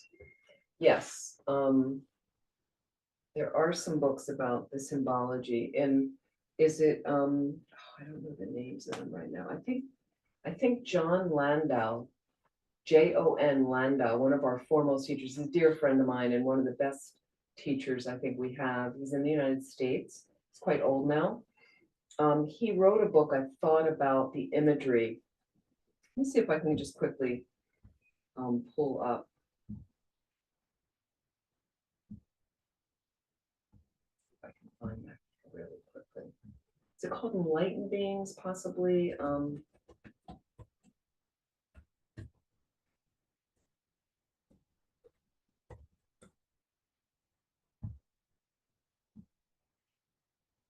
And I have mentioned before, Introduction to Tantra, that can also be helpful. Let's see if he's got the book. Okay. Okay, one is called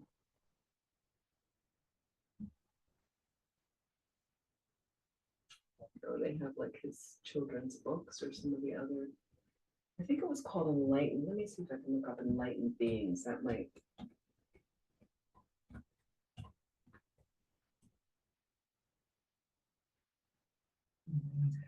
is a book, but this is. No, I'm not sure that's the one about symbols. That one could help, but there was, yeah, that one might be, that one, I don't know that one in particular. I've seen it, but I haven't really read through it. That could be helpful. One is called, I think it's Robert Beer, The Encyclopedia of Tibetan Symbols and Motifs. But I know there's one, John Landau, here you go. Symbols. There's one that he wrote that was, no, that's a life story, so it's not in Light Games, but oh, that was Jan Willis. No, I'm thinking of John Landau's book. Let me see if I can. Anything else.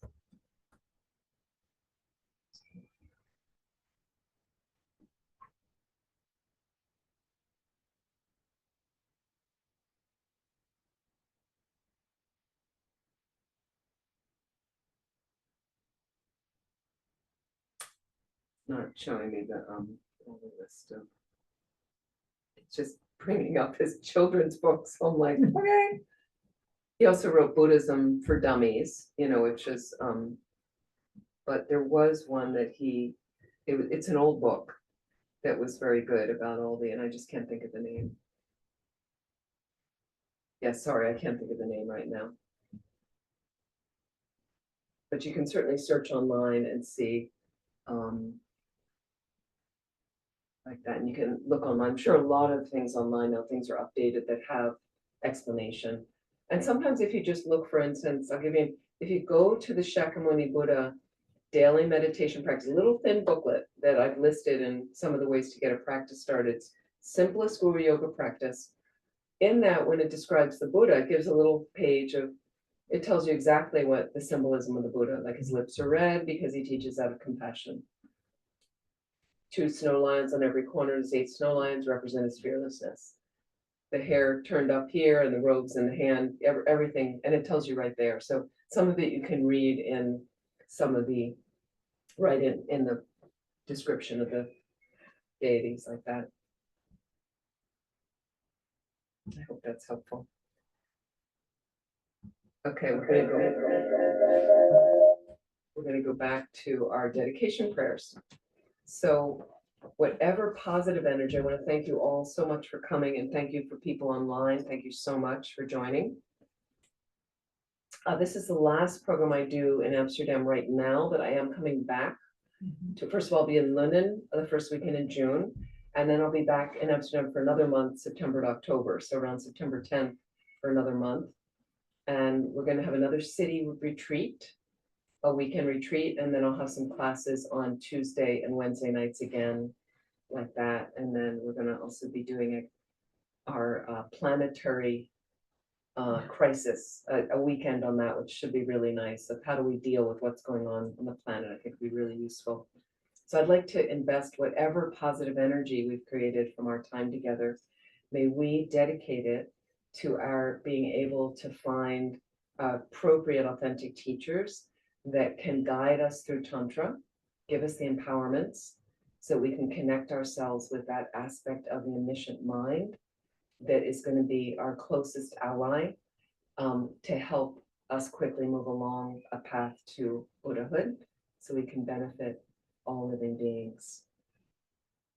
May whatever virtue I've collected benefit the teachings and all transmigratory beings. May it especially cause the essence of perfect, pure Losang Drakpa's teachings to shine forever. Lama Tsongkhapa, another name is Losang Drakpa. So we're talking about a short mandala. This ground anointed with perfume, strewn with flowers, adorned with Mount Meru, the 4 continents, the sun and the moon. I imagine as a Buddha land and offer it. May all transmigratory beings enjoy this pure land. Yedam Guru Ratna Mandala Kam Yeratayami.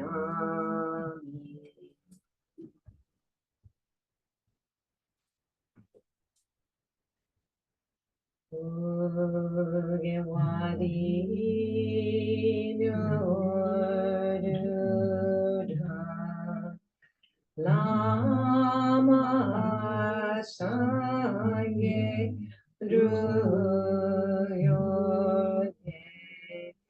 Drowa chi kyang ma lu pa te sa la gu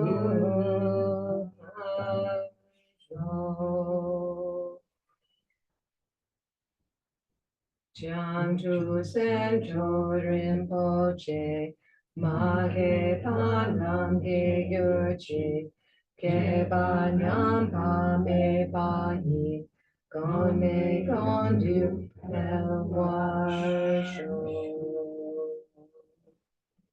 May the precious Supreme Bodhicitta, not yet born arise, may that arisen not decline, but increase more and more. We'll dedicate with emptiness. Just reflecting on emptiness. Due to all the past, present, and future merits collected by me, the numberless Buddhas, the numberless sentient beings, which are completely empty of existing from their own side, may I, who am completely empty of existing from my own side, achieve the state of full enlightenment, which is completely empty of existing from its own side, and lead all sentient beings who are completely empty of existing from their own side to that state which is completely empty of existing from its own side, by myself alone, who am completely empty of existing from my own side. I fully dedicate all these virtues to be able to train just like the hero Manju Shri, who knows reality, and just like Samantabhadra as well. I fully dedicate all my roots of virtue with the dedication praise is the best, by all the gone beyond victorious ones of the 3 times, in order to have good conduct. We'll do the long life prayer for His Holiness, the Dalai Lama. In the land encircled by snow mountains, you are the source of all happiness and good. All powerful Chenrezig Tenzin Gyatso, please remain until samsara ends. And the swift return prayers for Lama Zopa Rinpoche. Peerless teacher and assembly of the children of the victorious ones, Shravakas and Pratyeka Buddhas, victorious Losang father and sons, along with the lineage masters, all the objects of refuge of the infinite lands, please bestow the virtue and goodness of accomplishing this prayer here and now. Holding and spreading the Muni's precious and complete teachings, through explanation and practice, you wear the armor of patience that is never discouraged. Incomparable Venerable Guru, to you I make request. While striving single-pointedly for the sake of the victorious one's teachings, the sole gateway through which all benefit and happiness emerge, and from other living beings you suddenly departed to peace, what a great loss. Nevertheless, through the undeceiving truth of the blessings of the ocean of the 3 jewels, and the great waves of bodhicitta of the children of the victorious ones, may the smile of the reincarnation swiftly beam in glory for fortunate disciples. So let's dedicate as well for all the beings all over the planet who are suffering, so many right now, and may they have whatever they need to release them from suffering immediately and completely. For the long lives of our precious teachers, for the great flourishing of our centers, especially our centers here in Amsterdam, Maitreya Institute and Lenin, and for all the leaders of totalitarian regimes, may their minds be turned instantly to emptiness and bodhicitta. Thank you so much. Thank you so much. Is there any more questions? Okay, let's see if this is the book that he's suggesting somebody wrote. Oops. So this is the book. Images of Enlightenment. Thank you. Thank you, Michal. Images of Enlightenment, Tibetan Art in Practice, I think talks a lot about the visual imagery by John Landau. That's the book I was looking for. Thank you so much. Images of Enlightenment, you can find that, and he posted the link on Amazon. It's posted in the chat, so you can copy that. I hope that helps. Thank you so much for finding that. Okay. Sylvie, the director of the center here in Amsterdam, asked me to, because it is usually Okay, No, you're so sweet. It's not necessary. Okay. thank So you sweet. very You're much for so all your sweet. inspiring, You're very welcome, my lessons. dear. we hope to see you Thank you so much. in good health again. Thank you. And there will be a proper thank you in Lumen in the last weekend. No, that's very sweet. Thank you. It's just so nice to be here with all of you and all of you online. So kind. And it's my pleasure. And I'm looking forward to our next programs and things like that. And just try to be happy and really try to get to your practice. We need it more now more than ever. The planet needs us to do whatever small practice you can do. If you can expand it slowly, get the right instructions, find whatever path works for you. Really, really helpful. We have to help. We do the internal work and then that informs our external work. We always try to help people as well along the way. You don't wait till you're a Buddha. Sorry, I can't help you. I'm not enlightened yet. We still get on with it and we do the best we can. But then as a Buddha, we're unlimited. We know exactly what to do every moment. So we try our best. Thank you so much. Thank you. Please be well. Thank you. You're all coming to Lunan, right? Yeah. Please come. We're Thank we're you. gonna try. Thank you so much for this wonderful set of teachings. Thank you so much. Thank you. Thank you very much.